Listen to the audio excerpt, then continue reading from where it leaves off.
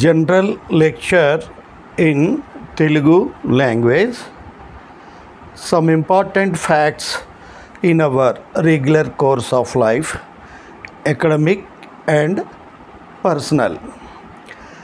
Dear student friends, ఈ రోజు నేను ఒక జనరల్ లెక్చరు కొన్ని ముఖ్యమైన ఫ్యాక్ట్స్ మన లైఫ్లో మన అకాడమిక్ కెరీర్లో ఎలా ఉంటాయి, వాటిని ఏ విధంగా మనం ఫేస్ చేయాలి, హ్యాపీ లైఫ్ హ్యాపీ కెరీర్ దృష్టిగా ఎలా మసులుకోవాలి అన్న విషయం మీద ఒక 68 ఏళ్ళు సీనియర్ సిటిజన్గాను మీ సీనియర్ ఫ్రెండ్గాను మీ యొక్క మంచి భవిష్యత్తు ఆయురారోగ్యాలు ఆశిస్తూ దీవిస్తూ ఈ కొన్ని ముఖ్యమైన విషయాలు చెప్తాను.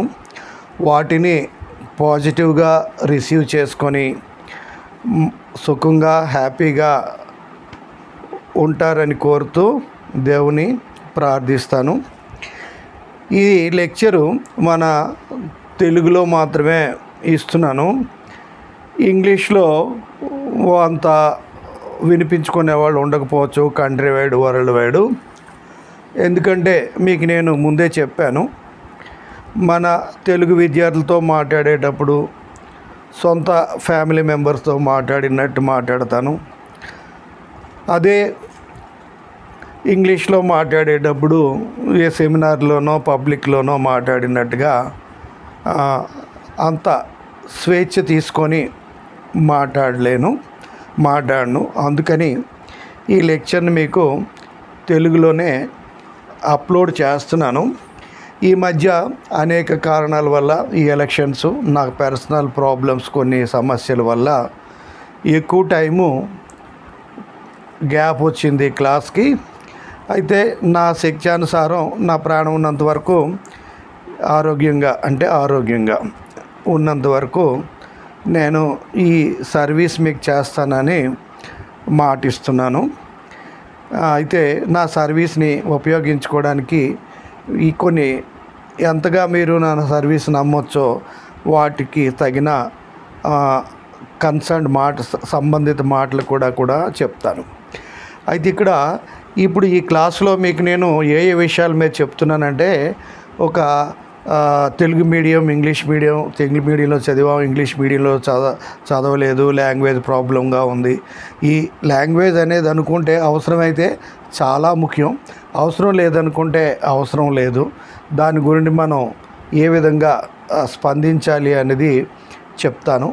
మదర్ టంగ్కి ఉన్నటువంటి ఇంపార్టెన్స్ ఏంటి, ఇంగ్లీష్కి ఉన్నటువంటి ఇంపార్టెన్స్ ఏంటి, హిందీకి ఉన్న ఇంపార్టెన్స్ ఏంటి, ఏ అదర్ లాంగ్వేజ్ కన్నా ఉన్న ఇంపార్టెన్స్ ఏంటి, నేర్చుకుంటే ఉపయోగాలు ఏంటి, నేర్చుకోకపోయినా నష్టాలు లేవని పరిస్థితులు బట్టి నేను ఈ విషయాన్ని మీకు క్లుప్తంగా చెప్తాను.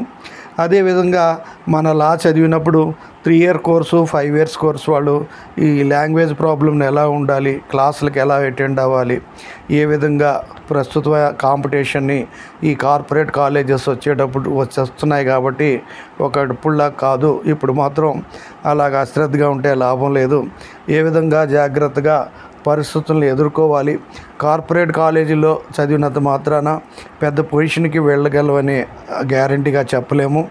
అలాగే తక్కువ కాలేజీల్లో ఇన్ఫ్రాస్ట్రక్చర్ లేని కాలేజీలో చదివినంత మాత్రాన మనం మనం సక్సెస్ కాలేమని కూడా చెప్పలేము. అటు ఇటు ఏ విధంగా ఉంది అన్న విషయాన్ని మీకు చెప్తాను. పుస్తకాలు, వాటి లిటరేచర్ ఏంటి, ఎలా చదవాలి, ఏ విధంగా వర్కింగ్ నోట్స్ ప్రిపేర్ చేసుకోవాలి, క్వాలిఫైయింగ్ ఎగ్జామ్కి ఏ విధంగా ప్రిపేర్ అవ్వాలి, కాంపిటేటివ్ ఎగ్జామ్కి అయితే ఏ విధంగా ప్రిపేర్ అవ్వాలి, కోర్టులో మీరు ఏ విధంగా వ్యవహరించి మీరు one of the very few best లాయర్స్గా నిలదొక్కుకోవాలి, best member of bench or member of మీరు కష్టపడితే లాలోనే మీరు డైరెక్ట్గా లాయర్ కూడా చేయకుండా డైరెక్ట్గా జడ్జిగా కోర్టులో అడుగుపెట్టే అవకాశం కూడా ఉంది. అది ఎలాగనే విషయం కూడా చెప్తాను. తర్వాత ఇలాంటివి ఈ మధ్యలో అక్కడక్కడ లెక్చర్స్లో చెప్పాను. ఈ పాయింట్స్ అన్నీ ఒకే రకంగా అయితే మనకి జీవితంలో మనీ అంటే ఏమిటి, అది ఎంతవరకు మనకు రిలవెంటు, డబ్బు, తర్వాత ఆరోగ్యాన్ని ఏ విధంగా చూడాలి, తర్వాత మన కాండక్ట్ క్యారెక్టర్ని ఏ విధంగా మెయింటైన్ చేయాలి, కాండక్ట్ బాగుంటే దానికి మించింది ఏమీ లేదు అని ఇలాంటి విషయాలు కూడా మీకు నేను చెప్తాను. ఇక లైఫ్లో సెటిల్ అవ్వడం, పెళ్ళి ఎప్పుడు ఏ టైంలో పెళ్ళి చేసుకుంటే మంచిది, హ్యాపీ మ్యాట్రిమోనియల్ లైఫ్కి ఏ విధంగా ఉండాలి, మ్యాట్రిమోనియల్ కాన్ఫ్లిక్ట్స్ లేకుండా ఎటువంటి జాగ్రత్తలు తీసుకుంటే మంచిది అనే విషయాన్ని కూడా మీకు చెప్తాను. వీటిని మీరు వింటే మీరు ఫాలో అయితే జాగ్రత్త పడితే చాలా మంచిది అని చెప్తున్నాను. అయితే ఇక్కడ డియర్ ఫ్రెండ్స్, ఇక్కడ మనకి ఫస్ట్ నేను చెప్పేది ఏంటంటే language, English medium, Telugu medium. అయితే కొంతమంది విద్యార్థులు ఫిజికల్గా మీట్ అయ్యి కూడా, సార్ నేను తెలుగు మీడియంలో చదివాను, ఇంగ్లీష్లో రాయలేను, ఇంగ్లీష్ చాలా కష్టంగా ఉంది, ఈ తెలుగునే ఇప్పుడు కొంతమంది ఎస్ఎంఎస్లు చేస్తారు ఇంగ్లీష్ని, వేర్ ఆర్ యూ అనకుండా ఎక్కడున్నావు అని తెలుగులోనే ఇంగ్లీష్ వర్డ్స్లో తెలుగుని టైప్ చేస్తారు. అంటే ఆ విధంగా రాయొచ్చా అని కూడా అంటున్నారు.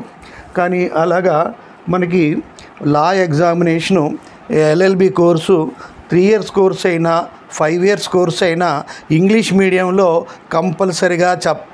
కంపల్సరిగానే బోధించాలి. ఇంగ్లీష్ మీడియా ఈజ్ మ్యాండేటరీ అని మన లీగల్ ఎడ్యుకేషన్ని రెగ్యులేట్ చేసే regulatory authorities, supreme regulatory authority bar council of India New Delhi చాలా అన్స్టింటెంట్గా చెప్పడం జరుగుతుంది. ఇంగ్లీష్ తప్ప వేరే లాంగ్వేజ్లో లీగల్ ఎడ్యుకేషన్ ఉండకూడదని చెప్తుంది.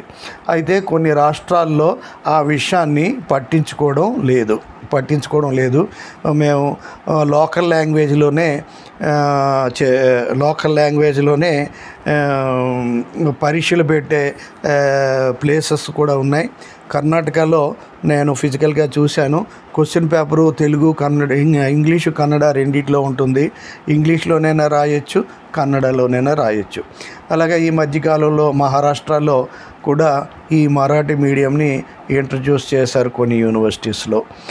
అలాగే ఈ హిందీకి వచ్చేసరికి అది చాలా లార్జెస్ట్ పాపులేషన్ ఇన్ ఇండియా, అది ఎక్కువ మంది హిందీ మాట్లాడతారు కాబట్టి హిందీకి కొన్ని రాష్ట్రాలు అయితే హిందీ తప్ప ఇంకా వేరే భాషకి మార్గమే లేదన్నట్టుగా కూడా ఉన్నాయి.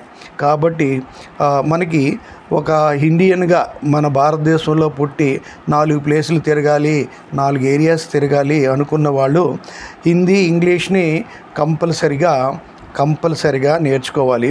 హిందీ మాతృభాష అయితే దే ఆర్ లక్కీ. హిందీ మాతృభాష కానప్పుడు వేరే మాతృభాష అయినట్టయితే ఇంగ్లీషు, హిందీ కంపల్సరిగా తెలుసుకోవడం మంచిది. కాకుండా ఈ లోకల్ లాంగ్వేజ్ కూడా అలాగని లోకల్ లాంగ్వేజ్కి నెగ్లెక్ట్ చేయకూడదు. ఎవరి లోకల్ లాంగ్వేజ్ వాళ్ళకి గొప్ప.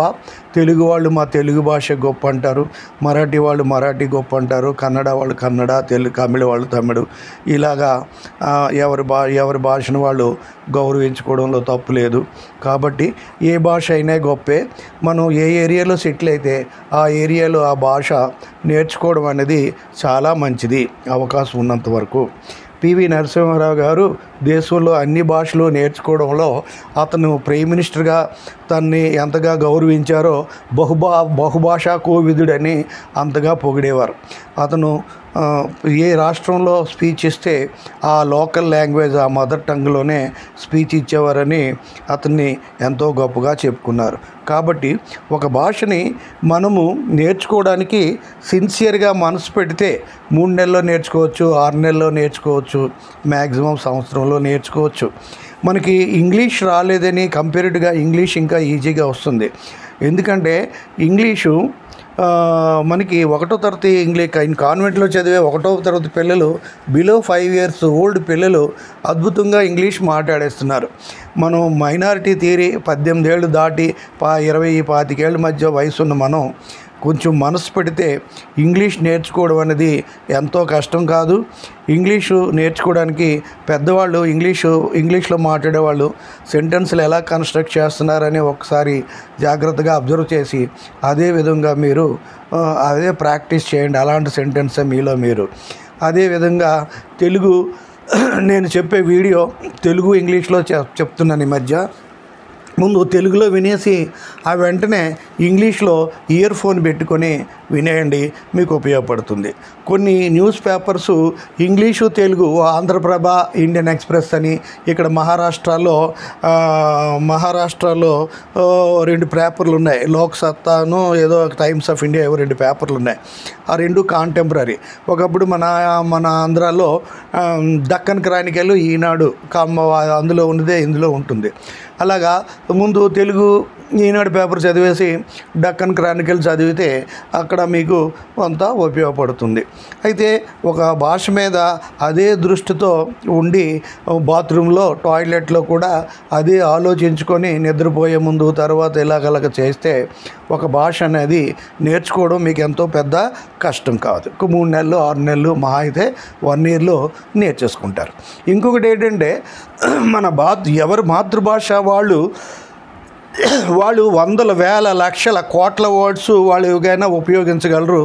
కానీ మనం ఏదైనా భాష నేర్చుకునేటప్పుడు లక్షలు కోట్లు వర్డ్స్ మనకు తెలియని అవసరం లేదు. ఒక 50 words అవే ప్రతిదానికి ఉపయోగించి మాట్లాడేవచ్చు. 100 words తెలిస్తే ఆ 100 wordsని చూసి నలుగురు మాట్లాడింది కాపీ కొట్టేసి నేర్చుకోవచ్చు. ఇప్పుడు నేను మరాఠీలో ఏం చెప్పగలిగినా మరాఠీలో చెప్పేస్తాను. కానీ శ్రద్ధగా కానీ నేర్చుకొని ఉంటే ఫ్లూయెంట్గా మాట్లాడగలిగేవాడిని. నాకు ఈ పుస్తకాలు క్లాసులు అవి ఇవి పనుల వల్ల నేను మరాఠీ నేర్చుకోవడానికి కాన్సన్ట్రేట్ చేయలేకపోయాను. 6 monthsలో ఇంగ్లీష్ ఫ్లూయెంట్గా మాట్లాడగలిగాను. కానీ ఇంటర్ వరకు నేను తెలుగు మీడియం, నాకు ఇంగ్లీషు ఓనమాలు రావు. కానీ ఇంటర్మీడియట్ తర్వాత బీకామ్ ఇంగ్లీష్ మీడియం చదివి బీకాము, ఆ తర్వాత నేను తక్కువ టైంలో 6 మాసాల్లో ఇంగ్లీష్ మాట్లాడగలిగాను. తర్వాత వెంటనే LLB LLMలో లాలో BLలోని MLలోని inter collegiate English university English డిబేట్స్లో పార్టిసిపేట్ చేసి అక్కడ ప్రైజులు కూడా సంపాదించానని చెప్తున్నాను. అంటే అది నా మీద గొప్పని కాదు. నేను నేర్చుకుని ఇంట్రెస్ట్ చూపిస్తే ఏదైనా ఈజీగా నేర్చుకోగలుగుతాం. అది ఆ విషయం అక్కడ చెప్పడం నా మీద సెల్ఫ్ బోస్టింగ్ కాదు అది. ఇంకోటి ఏంటంటే మనకి ఈ తెలుగు ఏ భాష అయినా ఇప్పుడు మనకి ఇంగ్లీష్ రాదంటున్నారు కదా, ఇంగ్లీష్లో మీరు 100 to around 50 to 100 words నేర్చుకుంటే ఏ విషయాన్ని మీరు కమ్యూనికేట్ చేసేవచ్చు, అవుట్ గోయింగ్ మనం చేసేవచ్చు. కానీ అవతల వాడు ఇంగ్లీష్ మాట్లాడితే మనకు తెలియదు. ఇప్పుడు మరాఠీలో 10 మాటలు నేను చెప్పవచ్చు, ఏమైనా అవతల వాడు మరాఠీ వాళ్ళు మాట్లాడేది ఎన్నో వర్డ్స్ ఏదేదో వర్డ్స్ చెప్తారు, నాకు అది తెలియదు. అలాగే మనము ఒక భాషని నేర్చుకొని లిమిటెడ్గా నేర్చుకొని మనకున్నటువంటి ఫీలింగ్స్ ఎక్స్ప్రెషన్స్ ఈజీగా ఆ భాషలో వేరే భాషలో చెప్పగలం. కానీ మనం వినలేం. వాళ్ళు వినకపోతే ఏంటి ఇప్పుడు ఇంకోసారి చెప్పండి అనో, అతను కానీ క్లియర్గా చెప్పకపోతే పక్క ఉన్నవాడితోటి మనకు తెలిసిన భాషను తెలిసేవాడు చేయొచ్చు, మేనేజ్ చేయొచ్చు. మీరు ఈ విద్యార్థులుగా మన తెలుగు రాష్ట్రాల్లో మాత్రం తెలుగులో పరీక్ష రాయమని లాకి అవకాశం ఇస్తారన్నమాట మర్చిపోండి. అంత ఈజీ కాదు. ఎందుకంటే మన తెలుగు రాష్ట్రాల వాళ్ళు నెంబర్ 1 ఇంగ్లీష్ లవర్స్. ఒకసారి ఇంగ్లీష్ మాట్లాడడం కానీ వచ్చిందంటే తెలుగుని అసలు మాట్లాడు, అది అమ్మాయినా అబ్బాయినా, అది మన తెలుగు వాళ్ళ యొక్క ఇంపార్టెన్స్.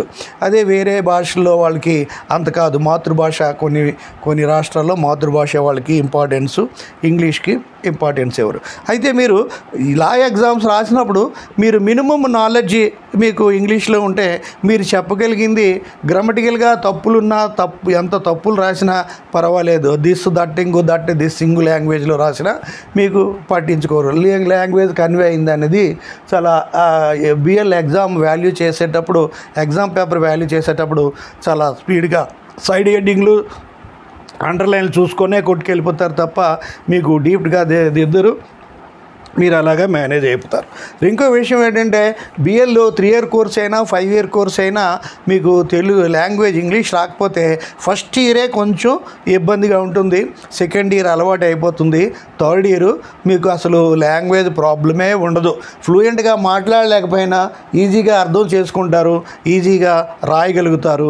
అదే నాకు 3 ఇయర్స్ కోర్స్ కంటే 5 ఇయర్ కోర్సు చాలా అడ్వాంటేజెస్ అని చెప్పొచ్చు. ఎందుకంటే first 2 years prelaw subjects history, English, economics టైంలోనే మీకు ఈజీగా వచ్చేస్తుంది. ఒక కంపేర్డ్గా పొలిటికల్ సైన్స్, ఎకనామిక్స్లో ఆ సబ్జెక్ట్లో ఉన్నటువంటి వర్డింగ్ అన్నీ కూడా మనం ఇంగ్లీష్ వొకాబులరీని పెంచుకోవడానికి చాలా ఇప్పుడు సైన్స్లో ఇంగ్లీష్ వర్డింగ్ మన ఇంగ్లీష్ని ఇంప్రూవ్ చేయదు. సైన్స్, ఇంజనీరింగ్ మనకి ఎకనామిక్స్, హిస్టరీ ఇలాంటివి మనకి ఇంగ్లీష్ మీడియంలో చదివితే మనకి ఇంగ్లీష్ ప్రమోట్ చేయడానికి అవకాశం ఉంటుంది.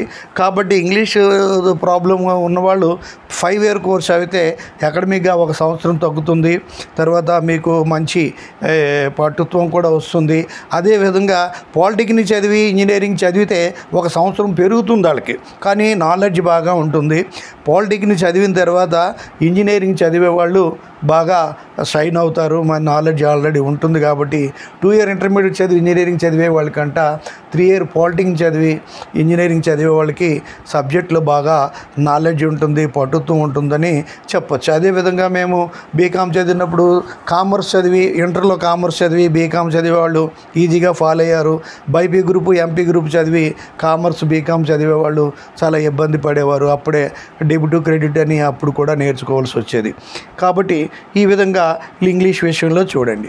ఇంకా ఇంగ్లీషు లాంగ్వేజ్ విషయంలో చూస్తే మీరు ప్రాక్టీస్ కానీ తప్పిపోతే మీరు ఫాలో అవ్వరు. కొన్ని స్టేట్స్లో లోకల్ లాంగ్వేజ్నే గౌరవించి గౌరవిస్తారు. పెద్ద హై లెవెల్ డెలిగేట్స్లు కూడా యూనివర్సిటీ ఫంక్షన్స్లో కానీ, కాలేజ్ ఫంక్షన్లో కానీ, ప్రిన్సిపాల్స్ మీటింగు, డీన్స్ మీటింగ్లో కానీ వాళ్ళ లోకల్ లాంగ్వేజే మాట్లాడడం వల్ల వాళ్ళు ఇంగ్లీష్ బాగా మర్చిపోతున్నారు. ఎవరైనా నాలాంటి వాడు అక్కడ ఇంగ్లీష్ మాట్లాడితే చాలా ఇన్కన్వీనియన్స్గా ఉండడమే కాకుండా వాళ్ళు ఇంగ్లీష్లో కూడా స్పందించడం కూడా కష్టం అవుతుంది.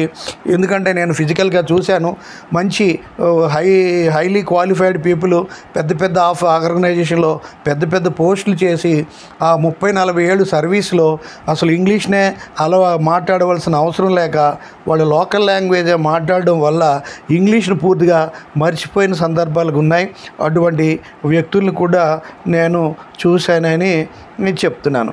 తర్వాత ఈ నా వీడియోస్ తెలుగులో విని వెంటనే ఇంగ్లీష్లో పెడితే మీకు బాగా వస్తుంది. తర్వాత ఇప్పుడు మీరు ఇంగ్లీష్ అనేది ఇంకొక రకంగా మంచిది. ఎందుకంటే ఈరోజు చాలామంది ఒకప్పుడు మేము లా చదివేటప్పుడు అంటే అంతా convents, global schools, international schools అనేవి అంత ఉండే కాదు. ఈ ఒక యూనివర్సిటీ కాలేజెస్లోనే లా ఉండేది. ప్రొఫెసర్స్ పెద్ద పుస్తకాలు ప్రిస్క్రైబ్ చేసినప్పటికి కూడా అప్పటికి కూడా ఆ రోజుల్లో కూడా ఏవో చిన్న గైడ్లు, అలహాబాద్ గైడ్లు అలాంటివి ఏమైనా ఉంటే వెతుక్కునే పరిస్థితి వచ్చింది. అప్పుడు విన్ఫీల్డ్ అనే ఒక థాట్స్ అంటే విన్ఫీల్డ్, సాల్మండ్, కాన్స్టిట్యూషన్ అంటే డిడి బాసు, హెచ్ఎం షేర్వాయి, ఇలాగే ఒక లీగలిస్ట్ అంటే ఎంపీ జైన్ అలాంటి పుస్తకాలే చదవాలనేవారు. టీచర్స్ కూడా వాళ్ళ లెవెల్లో నేను చదివేటప్పుడు అయితే ఒక 4-5 టీచర్స్ చెప్పింది తప్ప మిగతా 10 మంది చెప్పే టీచర్స్ పాఠం ఏమాత్రం అర్థమయ్యేది కాదు. వాళ్ళకి స్టూడెంట్కి అర్థమవుతుందా లేదా అన్నటువంటి ఇనిషియేటివ్ కూడా తీసుకునేవారు కాదు. కానీ ఇప్పుడు అలాగా ప్రతి టీచర్ కూడా నేను కూడా మంచి టీచర్ని అవ్వాలని వాళ్ళ శక్తి కొలిది ప్రతి టీచర్ కూడా to his best of his ability కష్టపడి పాఠం చెప్తున్నాడని నేను చెప్తాను. ఒకవేళ న్యాచురల్గా వాళ్ళకి టీచింగ్ కెపాసిటీ లేనప్పుడు, భగవంతుడు ఇవ్వనప్పుడు వాళ్ళ వరకు వాళ్ళు చెప్పుకోగలడం, తర్వాత బాగా చెప్పిన టీచర్స్ ఉన్న రెప్యుటేషన్ వాళ్ళు నేను సంపాదించలేకపోయానని బాధపడే సందర్భాలు కూడా ఉంటాయి. కాబట్టి ఏది ఏమైనా ఈరోజు మనకి కార్పొరేట్ స్కూల్స్, కార్పొరేట్ కాలేజెస్ అన్నీ వచ్చాయి కాబట్టి ఇంటర్నేషనల్ స్కూల్స్, గ్లోబల్ స్కూల్స్లో చదివిన విద్యార్థులు లా చదువుతున్నారు. అక్కడ హై లెవెల్ ఇన్ఫ్రాస్ట్రక్చరు, బ్రహ్మాండంగా ఇంటరాక్షన్స్, సెమినార్సు, కాన్ఫరెన్సెస్, తర్వాత రకరకాల యాక్టివిటీస్ ఉంటున్నాయి. అవి కొన్ని బాగా డబ్బున్న పిల్లలకే లక్షల కొలది ఫీజులు కట్టే వాళ్ళకే ఆ కోర్సెస్ అవైలబుల్గా ఉన్నాయి. కానీ అలాగని మనకి ఆ కోర్సులు అందులాంటి ప్రెస్టీజియస్ ఇన్స్టిట్యూషన్స్ నేషనల్ లా స్కూల్స్లో మనం చదవలేకపోయాం అని మీరు మామూలుగా ఇన్ఫ్రాస్ట్రక్చర్ లేని మినిమం ఇన్ఫ్రాస్ట్రక్చరు, మినిమం టీచర్సు, ఒక 10-20 మంది టీచర్స్ కావాలంటే 2-3 టీచర్స్ తోటే ఉన్న యూనివర్సిటీ లా డిపార్ట్మెంట్స్ ఉన్నాయి. ఎయిడెడ్ కాలేజ్ 20-30 మంది టీచర్స్ ఉన్న టీచర్స్ లేని 2-3 ఫుల్ టైం టీచర్స్ ఉన్నటువంటి ఎయిడెడ్ కాలేజెస్ ఉన్నాయి. ఇంకా ప్రైవేట్ కాలేజెస్ అంటే కొంచెం నయం, ఎంతకో కొంతకి డబ్బులు ఇస్తే పాపం అన్ఎంప్లాయిడ్ ఎంఎల్ఓ ఎల్ఎల్ఎం వాడు ఎల్ఎం అతను వచ్చి ఉద్యోగాలు చేయడం జరుగుతుంది. కాబట్టి అక్కడ టీచర్స్ కొంచెం లో పెయిడ్ అయినా సరే టీచర్స్ ఉంటారు. ఆ విధంగా మనకి ప్రైవేట్ కాలేజెస్ అన్ఎయిడెడ్ కొంతవరకు టీచర్స్ ఉంటున్నారు, కానీ ఎయిడెడ్ కాలేజెస్లోని ఎయిడెడ్ యూనివర్సిటీస్లో కూడా చాలా వరకు టీచర్స్ సమంగా లేరు. ఈ కారణం వల్ల నేను ఇక్కడ ఎన్నో ఇన్స్టిట్యూషన్స్, సెంటర్స్ ఆఫ్ లీగల్ ఎడ్యుకేషన్స్లో మినిమం నెంబర్ ఆఫ్ టీచర్స్ లేరు. నేనంటూ ఎంతోమంది లా చెప్తున్నారు, ఒక్కొక్క సబ్జెక్టు కొంచెంగా చెప్తున్నారు, పావుగంట అరగంటగా. మనం పూర్తిగా సబ్జెక్ట్ మొత్తం పూర్తిగా క్లాసులు చాప్టర్స్ మొత్తం పూర్తిగా క్లాసులకు వెళ్ళి కాలేజీలో చేరి క్లాసులు వింటున్నారనే స్ఫూర్తితో వినే విధంగా 1 hour class, above 1 hour class మనం చెప్దాం. స్టూడెంట్స్లో ఈ నాలెడ్జ్ నేర్చుకోవాలనేటువంటి ఇన్స్పిరేషన్ని ఇన్కల్కేట్ చేద్దామనే మంచి ఉద్దేశంతో రిటైర్ అయిన వెంటనే నేను ఎక్కడా ఏ ఉద్యోగం చేయను, నేను ఈ విధంగా టీచర్స్ ఎక్కడా లేరు, నేను నా శాస్త్ర జీవితం ఇలాగా యూట్యూబ్లో లెక్చర్స్ చెప్తానని మీ రిటైర్మెంట్ ఫంక్షన్కి చీఫ్ గెస్ట్గా వచ్చిన legislative council chairman Shrimant Ramaraja Naik Nimbalkar వారు ప్రముఖుల సమక్షంలో నేను చేశాను. అలాగని తర్వాత ఉద్యోగం చేస్తే డబ్బుకు అమ్ముడిపోతుంది అనేటువంటి ఉద్దేశంతో నేను ఎక్కడా ఉద్యోగం చేయలేదు.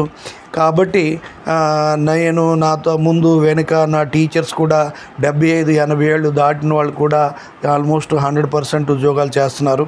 కాబట్టి నేను అది చేయను. నేను లైఫ్ లాంగ్ మీ సర్వీస్కే డెడికేట్ అవుతానని మాటిస్తున్నాను. కానీ నా లెక్చర్స్ మీరు అండర్ ఎస్టిమేట్ చేయకుండా కొంచెం ఉపయోగించుకోండి. మీరు మంచి నాలెడ్జబుల్ పర్సన్స్గా మీరు ఎదుగుతారు. అంతేకాకుండా ఇంగ్లీష్ అనేది వస్తే మంచిదే, బాగా వస్తే ఇంకా మంచిది, రాకపోతే బాధపడక్కర్లా. ఎందుకు బాధపడక్కర్లేదంటే పెద్ద ఆఫీసర్స్ రిటైర్ అయ్యి మామూలుగా ఈ 70-80 ఏళ్ళు 70 రీచ్ అయిన వాళ్ళు కూడా ఒకప్పుడు ఎంటెక్లు పిహెచ్డీలు చేసి పెద్ద పొజిషన్లు చేసి ఇంగ్లీష్ని మర్చిపోయి వాళ్ళ లోకల్ లాంగ్వేజ్కే కన్ఫైన్ అయిపోయిన వాళ్ళు ఉన్నారు. కాబట్టి మన అలాంటి వాళ్ళకే లేనప్పుడు మనకి అంత రాకపోతే నష్టం ఏమిటి అని ఆ రకంగా ధైర్యం తెచ్చుకొని హ్యాపీగా ఉండండి. అదే కాకుండా అంతెందుకు అధిరథ మహారథులు global leaders United Nations general అసెంబ్లీలో ఇంగ్లీష్ అద్భుతంగా మాట్లాడేవాళ్ళు ఉన్నారు, యావరేజ్గా మాట్లాడేవాళ్ళు ఉన్నారు, అసలు ఇంగ్లీషే రాని వాళ్ళు కూడా ఉన్నారు. అక్కడ ట్రాన్స్లేటర్స్ అన్నీ ఉంటాయి, నెసరీ ఎక్విప్మెంట్ ఉంటుంది. కాబట్టి అక్కడ యుఎన్ జనరల్ అసెంబ్లీలో కానీ ఫారిన్ డెలిగేట్స్తో కానీ మాట్లాడినప్పుడు మనం ఆ యొక్క foreign sovereign prime minister or president అతనికి ఎంత ఇంగ్లీష్ వచ్చిందని చూడరు, అతను ఎంత ఎమినెంట్ పర్సన్ అని చూస్తారు, అతను ఎంత అద్భుతంగా మాట్లాడాడని చూస్తారు, అతను ఎంత టాలెంటెడ్ అని చూస్తారు తప్ప అతనికి ఇంగ్లీష్ అనేది ఎంతవరకు ఉందని అనడానికి లేదు. అదేవిధంగా మనం యూపీఎస్సీ సివిల్ సర్వీసెస్లో చూసుకుంటే మామూలుగా రిక్షావాడు కొడుకు అతని కొడుకు సివిల్స్ సెలెక్ట్ అయ్యాడు, ఆటో రిక్షా అతని కొడుకు సెలెక్ట్ అయ్యాడు. ఒక శ్రీకాకుళం జిల్లా పలాసలో ఒక రోణింకి గోపాలకృష్ణ అనే విద్యార్థి తను ఆర్డినరీ ఇంగ్లీషే, అతను కూడా యూపీఎస్సీ టోటల్ థర్డ్ ర్యాంక్ వచ్చాడు. థర్డ్ ర్యాంక్ వచ్చాడంటే ఎంతమంది ఐఐటీలు ఎంబీఏలు డాక్టర్సు పోస్ట్ గ్రాడ్యుయేట్ డాక్టర్సు వేలాది మంది యూపీఎస్కి ఉంటే ఒక పల్లెటూరులో ఒక కుగ్రామంలో ఏ విధమైనటువంటి బేసిక్ ఫెసిలిటీ లేని ఒక ఆర్డినరీ విద్యార్థి కూడా యూపీఎస్సీలో థర్డ్ ర్యాంక్ కొట్టాడని మీకు గుర్తు చేస్తున్నాను. కాబట్టి ఉంటే మంచిది, లేకపోయినా బాధపడిన అవసరం లేదు. ఫస్ట్ ఇయర్లో మీకు కష్టంగా ఉంటుంది, సెకండ్ ఇయర్ అలవాటు అవుతుంది, థర్డ్ ఇయర్ పెర్ఫెక్ట్ అయిపోతారు. ఇంకా నేర్చుకుంటే మీరు బాగా షైన్ అవ్వడానికి అవకాశం ఉంది. ఇంగ్లీషు లాంగ్వేజ్ ప్రీలా కోర్స్ వాళ్ళకి చాలా బాగా ఉపయోగపడుతుంది. ఫ్లూయెన్సీ చాలా ఎర్లీగా ఈజీగా వస్తుంది. ఎందుకంటే వాళ్ళు హిస్టరీ, ఎకనామిక్స్, పాలిటిక్స్ లాంటి పొలిటికల్ సైన్స్ లాంటి సబ్జెక్ట్స్ చదువుతారు. చదువుతారు. అది వాళ్ళ యొక్క ఇంగ్లీష్ వొకాబులరీని ప్రమోట్ చేయడానికి ఆ చాప్టర్సు, ఆ కంటెంట్సు బాగా ఉపయోగపడతాయని చెప్తాం ఫ్రెండ్స్. ఇక్కడతో మనకి లాంగ్వేజ్ యొక్క సిగ్నిఫికెన్స్, ఇంపార్టెన్స్ ఉంది.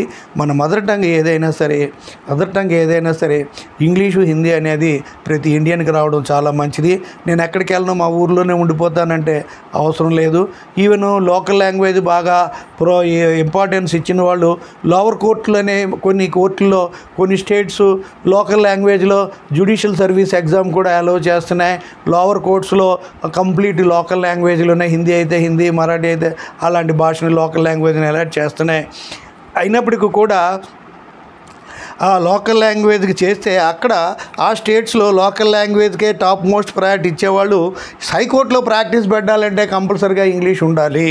లోకల్ లాంగ్వేజ్ని ఎంత ప్రేమించినా సరే హైకోర్టుకి వచ్చేసరికి ఇంగ్లీషు బాగా రావాలి. అందువల్ల ఈ లోకల్ లాంగ్వేజ్కి బాగా కన్ఫైన్ అయ్యి ఇంగ్లీష్ నెగ్లెక్ట్ చేసేటువంటి రాష్ట్రాల్లో,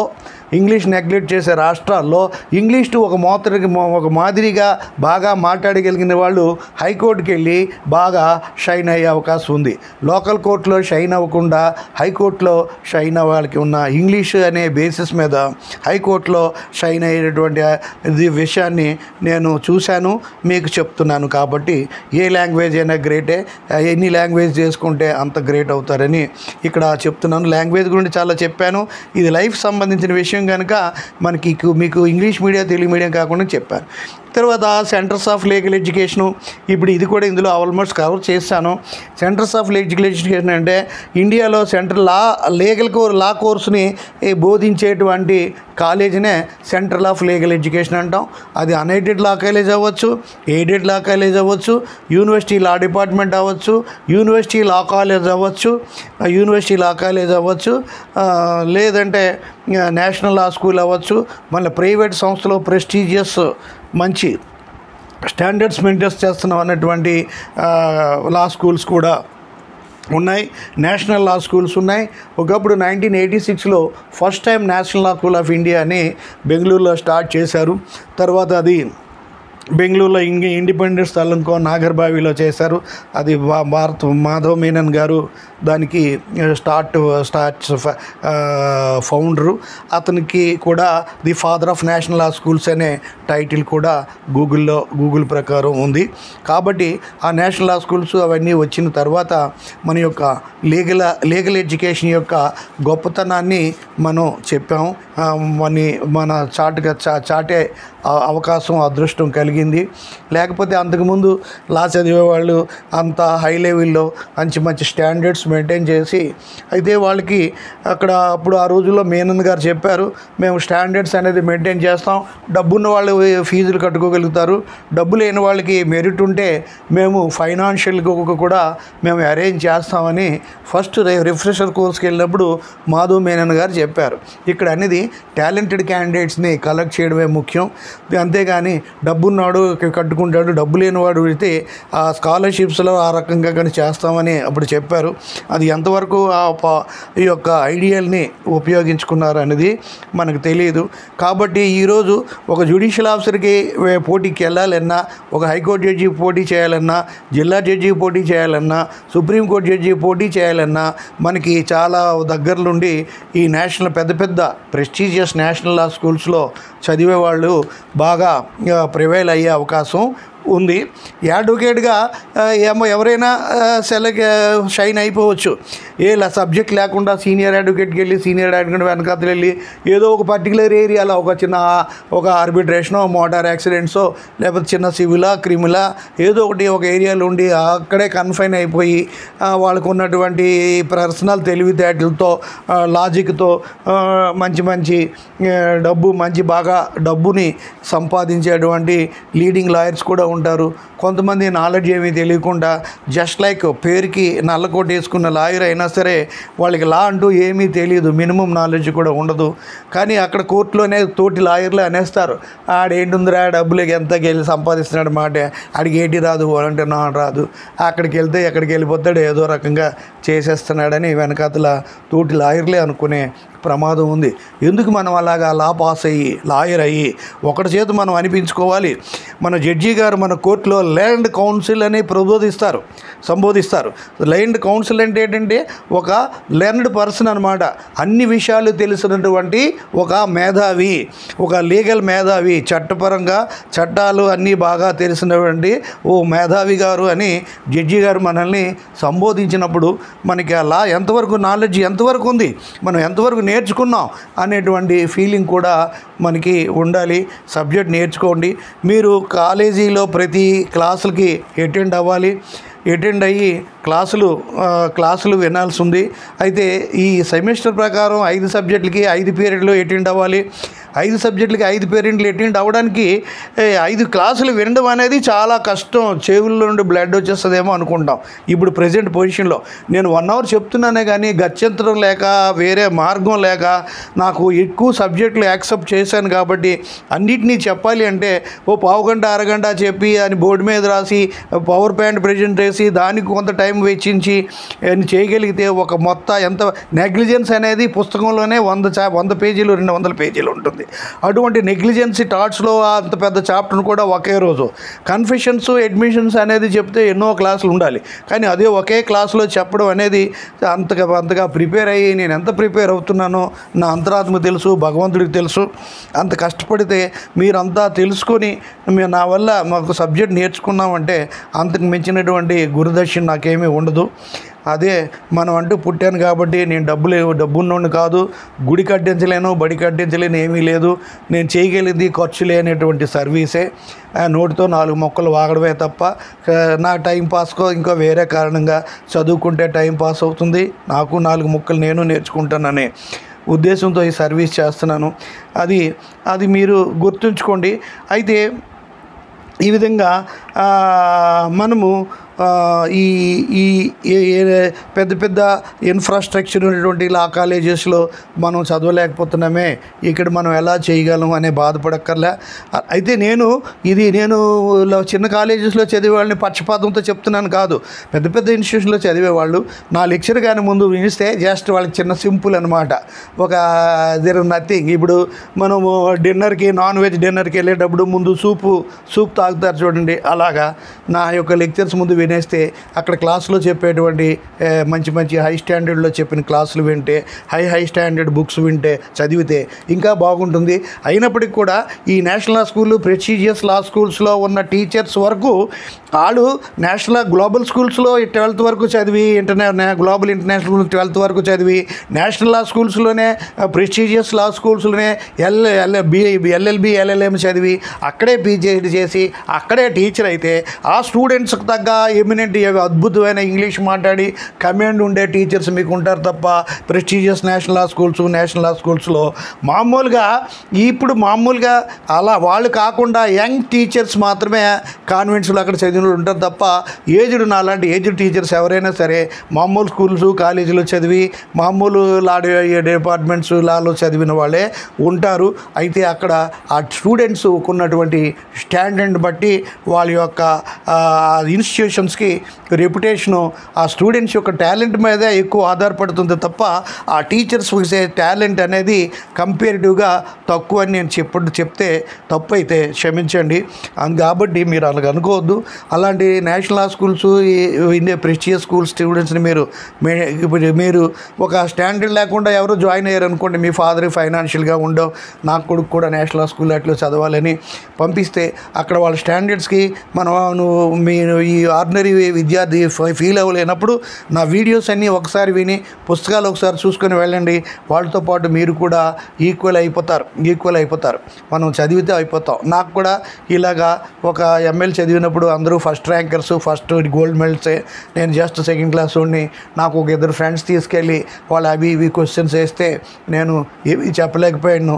బాధ వచ్చి పౌరుషం వచ్చి తెల్లవారులు రాత్రి పగలు హోల్ నైట్ చదివి ఆ కేసులన్నీ బైహార్ట్ చేసి నెక్స్ట్ డే మళ్ళీ వాళ్ళతో పాటు టీకి వెళ్ళినప్పుడు సర్ప్రైజ్ ఇచ్చి వీడు ఒక్క రోజులో ఇన్ని నేర్చుకున్నాడా, వీడు ఫస్ట్ ర్యాంక్ కొట్టుకెళ్తాడేటో అని ఒక అతను అనడం, ఇంకొక అతను సర్ప్రైజ్ అవ్వడం కూడా జరిగింది.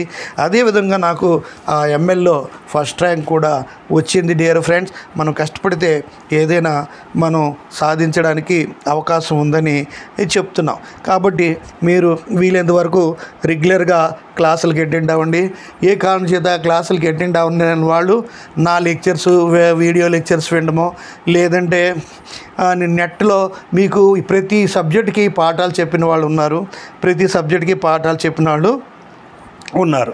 అయితే నేను చెప్పేది ఏంటంటే, మీకు ఫస్ట్ ఇయర్లో నా లెక్చర్ని ఎక్నాలెడ్జ్ చేసిన, సెకండ్ ఇయర్ నుండి స్టార్ట్ చేసిన, ఫైనల్ ఇయర్ నుండి స్టార్ట్ చేసిన, ఆఫ్టర్ బిఎల్ అయిపోయాక మీరు కాలేజీలో బాగా క్లాసులు వింటే, అన్ని క్లాసులు విని అన్ని సబ్జెక్టులు ఒక ఐడియా ఉంటే పర్వాలేదు.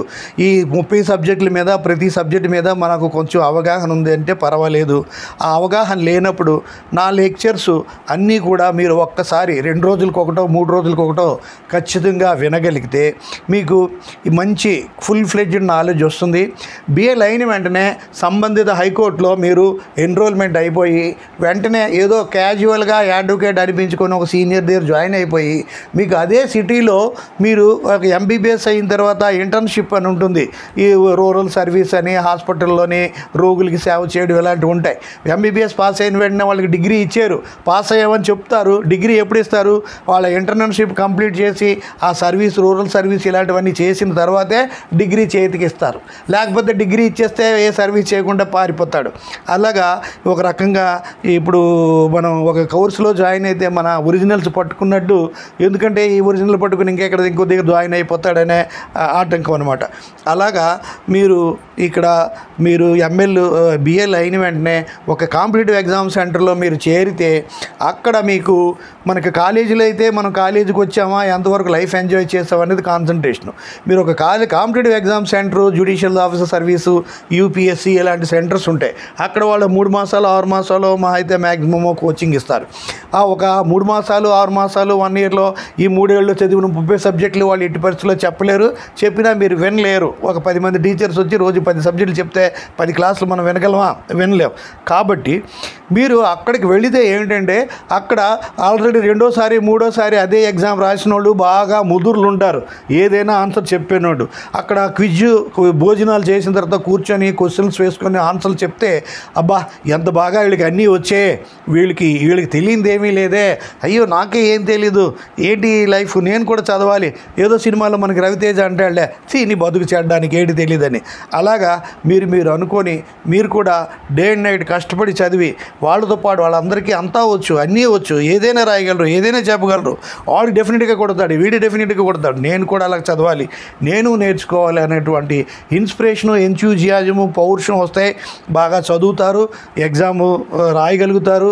ఇప్పుడు అప్పటికి నేను చెప్పే వీడియోస్ కానీ మీరు ఒక్కసారి విన్నట్టున్నా, కాలేజీలో రెగ్యులర్గా క్లాసులు విని అన్ని సబ్జెక్టులో టచ్ ఉన్నా, అక్కడ కాంపిటేటివ్ సెంటర్లో చెప్పే ప్రతిది కూడా చాలా క్విక్గా అర్థం చేసుకొని, ప్రతిది కూడా ఈజీగా అర్థం చేసుకొని వెళ్ళిపోతారు. అది మీకు నాలెడ్జ్ లేదనుకోండి, బాగా ఎక్స్పీరియన్స్ ఉన్నోళ్ళు వాళ్ళు అందుకుంటారు, మీరు అందుకోలేరు. వాళ్ళు ఫాస్ట్గా వెళ్ళిపోతారు. ఏ దానికైనా వర్కింగ్ నోట్స్ ఇస్తే ఒక పేపర్ ప్రజెంట్ చేయమన్నా చేస్తే ఫట్ వెళ్తారు, మీకు ఏమి రాదు, అదేలాగా ఇదేలాగా అని ఆ స్టూడెంట్ ఈ స్టూడెంట్ మీద మీరు అడగవలసి వస్తుంది. అటువంటి ఇన్కన్వీనియన్సెస్ వస్తాయి. కాబట్టి మీరు బిఎల్ అయిన వెంటనే 1 సంవత్సరం సబ్జెక్ట్ నేర్చుకోవడానికి కాంపిటేటివ్ ఎగ్జామ్స్కి ప్రిపేర్ అవ్వండి. అదే మీకు ఇండియాలో అన్ని స్టేట్స్ కూడా ఈ civil service, civil judge junior division exams conduct చేస్తున్నాయి. మనకి ఈ ఆంధ్రప్రదేశ్ ఎగ్జామ్ అయిపోయింది ప్రిలిమినరీ. తర్వాత తెలంగాణ గవర్నమెంట్ కూడా నోటిఫికేషన్ ఇచ్చింది, 150 పోస్టులు ఏవో వచ్చాయని ఒక పబ్లిషర్ నాకు చెప్పారు. ఈవెంచువల్గా వెళ్తే అవి ఉంటే అలాగే ఎక్కడెక్కడైనా వస్తాయి. వేరే స్టేట్లో మనకు వచ్చినా రాకపోయినా మనమంటూ ఒక కాంపిటేటివ్ ఎగ్జామ్కి ప్రిపేర్ అవుదాం, దానివల్ల నాలెడ్జ్ పెరుగుతుంది అనే దృష్టిలో చేయండి. మీరు ఇది చేసి లక్కీగా లా అయిపోయిన వెంటనే 1 ఇయర్ కాంపిటేటివ్ సెంటర్లో 6 మాసాలు 1 ఇయర్ అయిన వెంటనే అక్కడ మీరు జ్యుడిషియల్ సర్వీస్ కొట్టేశారనుకోండి, డైరెక్ట్గా మీరు జడ్జిగా కోర్టులోకి వెళ్తారు. మీరు లాయర్గా వెళ్ళక్కర్లేదు. ఆ అవకాశం ఉంది. అవ్వకండి, మీరు అవ్వలేదనుకోండి, సెలెక్ట్ అవ్వలేదు జడ్జిగా, లాయర్గా మంచి నిండు కొండలాగా మంచి నాలెడ్జ్తో కోర్టులో అడుగుపెట్టండి. అది కాలేదు అప్పుడు చేయండి, ఇంకో నెక్స్ట్ ఇయర్ ట్రై చేయండి. అవ్వలేదనుకోండి 7 ఏళ్ళు ప్రాక్టీస్ స్టాండింగ్తో డైరెక్ట్ జిల్లా జడ్జికి ప్రిపేర్ అవ్వండి, జిల్లా జడ్జికి అయిపోయారండి. అలాగే హైకోర్టులో 10 ఏళ్ళు ప్రాక్టీస్ చేశారనుకోండి, డైరెక్ట్గా హైకోర్టు జడ్జికి వెళ్ళండి. 10 ఏళ్ళు హైకోర్టు జడ్జిలో ప్రాక్టీస్ ఉన్నాడు, హైకోర్టు జడ్జికి పోటీ చేయొచ్చు, సుప్రీంకోర్టు జడ్జికి పోటీ చేయొచ్చు. కానీ సుప్రీంకోర్టు అడ్వకేటు హైకోర్టు జడ్జికి పోటీ చేయకూడదు. ఎన్ని పెద్ద ప్రాబ్లమ్స్ ఉన్నాయి.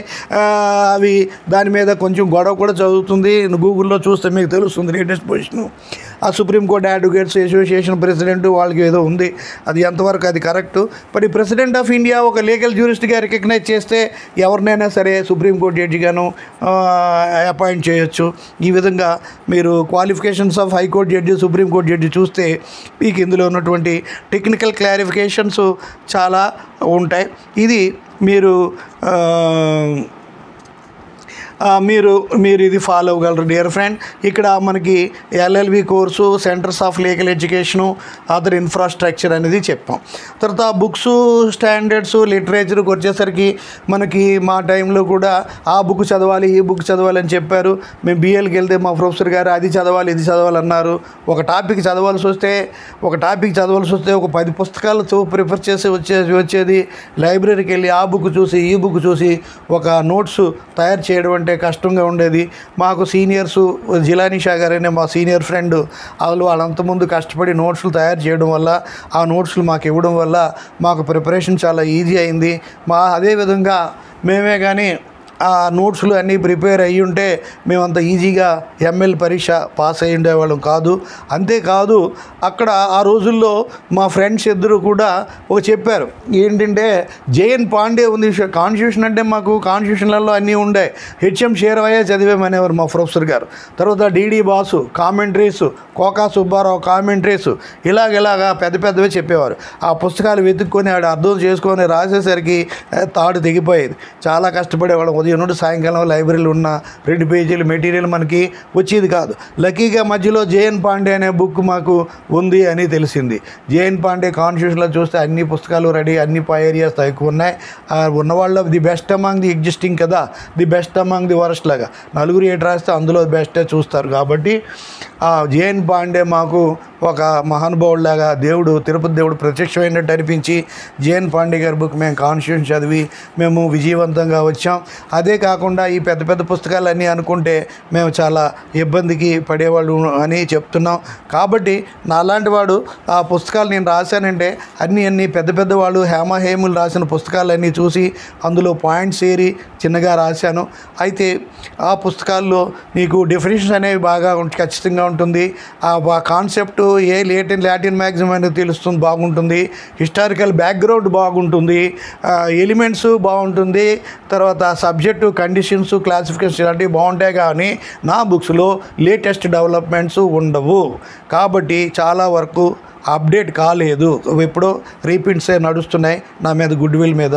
మీకు మాత్రం అంతేకాదు చాలా బుక్స్లో, చాలా టెక్స్ట్ బుక్స్లో రీప్రింట్స్ ఉన్న బుక్స్ అన్నీ కూడా మీకు ఓల్డ్ పొజిషనే ఉంటుంది. ఇలా డెవలప్మెంట్స్ ఉంటే కొన్ని సబ్జెక్ట్స్ డెవలప్మెంట్స్ ఎక్కువ ఉంటాయి, కొన్ని సబ్జెక్ట్ డెవలప్మెంట్స్ అనేవి ఉండవు. మీరు ఏ డెవలప్మెంట్స్ మీకు లేటెస్ట్ డెవలప్మెంట్స్ అంటే మీకు ఓన్లీ ప్లాట్ఫాము నెట్లోనే చూడాలి. నెట్లో ఆర్టికల్స్, రీసెర్చ్ పేపర్స్ చూడాలి. ఆ ఆర్టికల్స్, రీసెర్చ్ పేపర్స్ కూడా లాంగ్ బ్యాక్ మళ్ళీ అవి కూడా అవుట్డేటెడే. Latest articles, latest research papers అనేట్లోనే మీకు లేటెస్ట్ ఇన్ఫర్మేషన్ ఉంటుంది. నేను motor vehicles act, consumer protection lecture ఇచ్చినప్పుడు జూలై 1ని ఓల్డా న్యూవా అనేది నాకు తెలియక ఏది చెప్పాలో తెలియక ఏ బుక్లోని లేదు. అప్పుడు నేను కన్సర్న్డ్ ప్రొఫెసర్స్ని అందరిని అడిగితే ఒక ప్రొఫెసరు అది కన్జ్యూమర్ ఫోరం జడ్జిని కనుక్కొని నాకు లేటెస్ట్ ఇన్ఫర్మేషన్ ఇప్పటికీ కొత్తది రాలేదు, పాతదే అంటే అప్పుడు పాతది జూలై 1 తేదీన నేను అప్లోడ్ చేశాను ఆ lecture.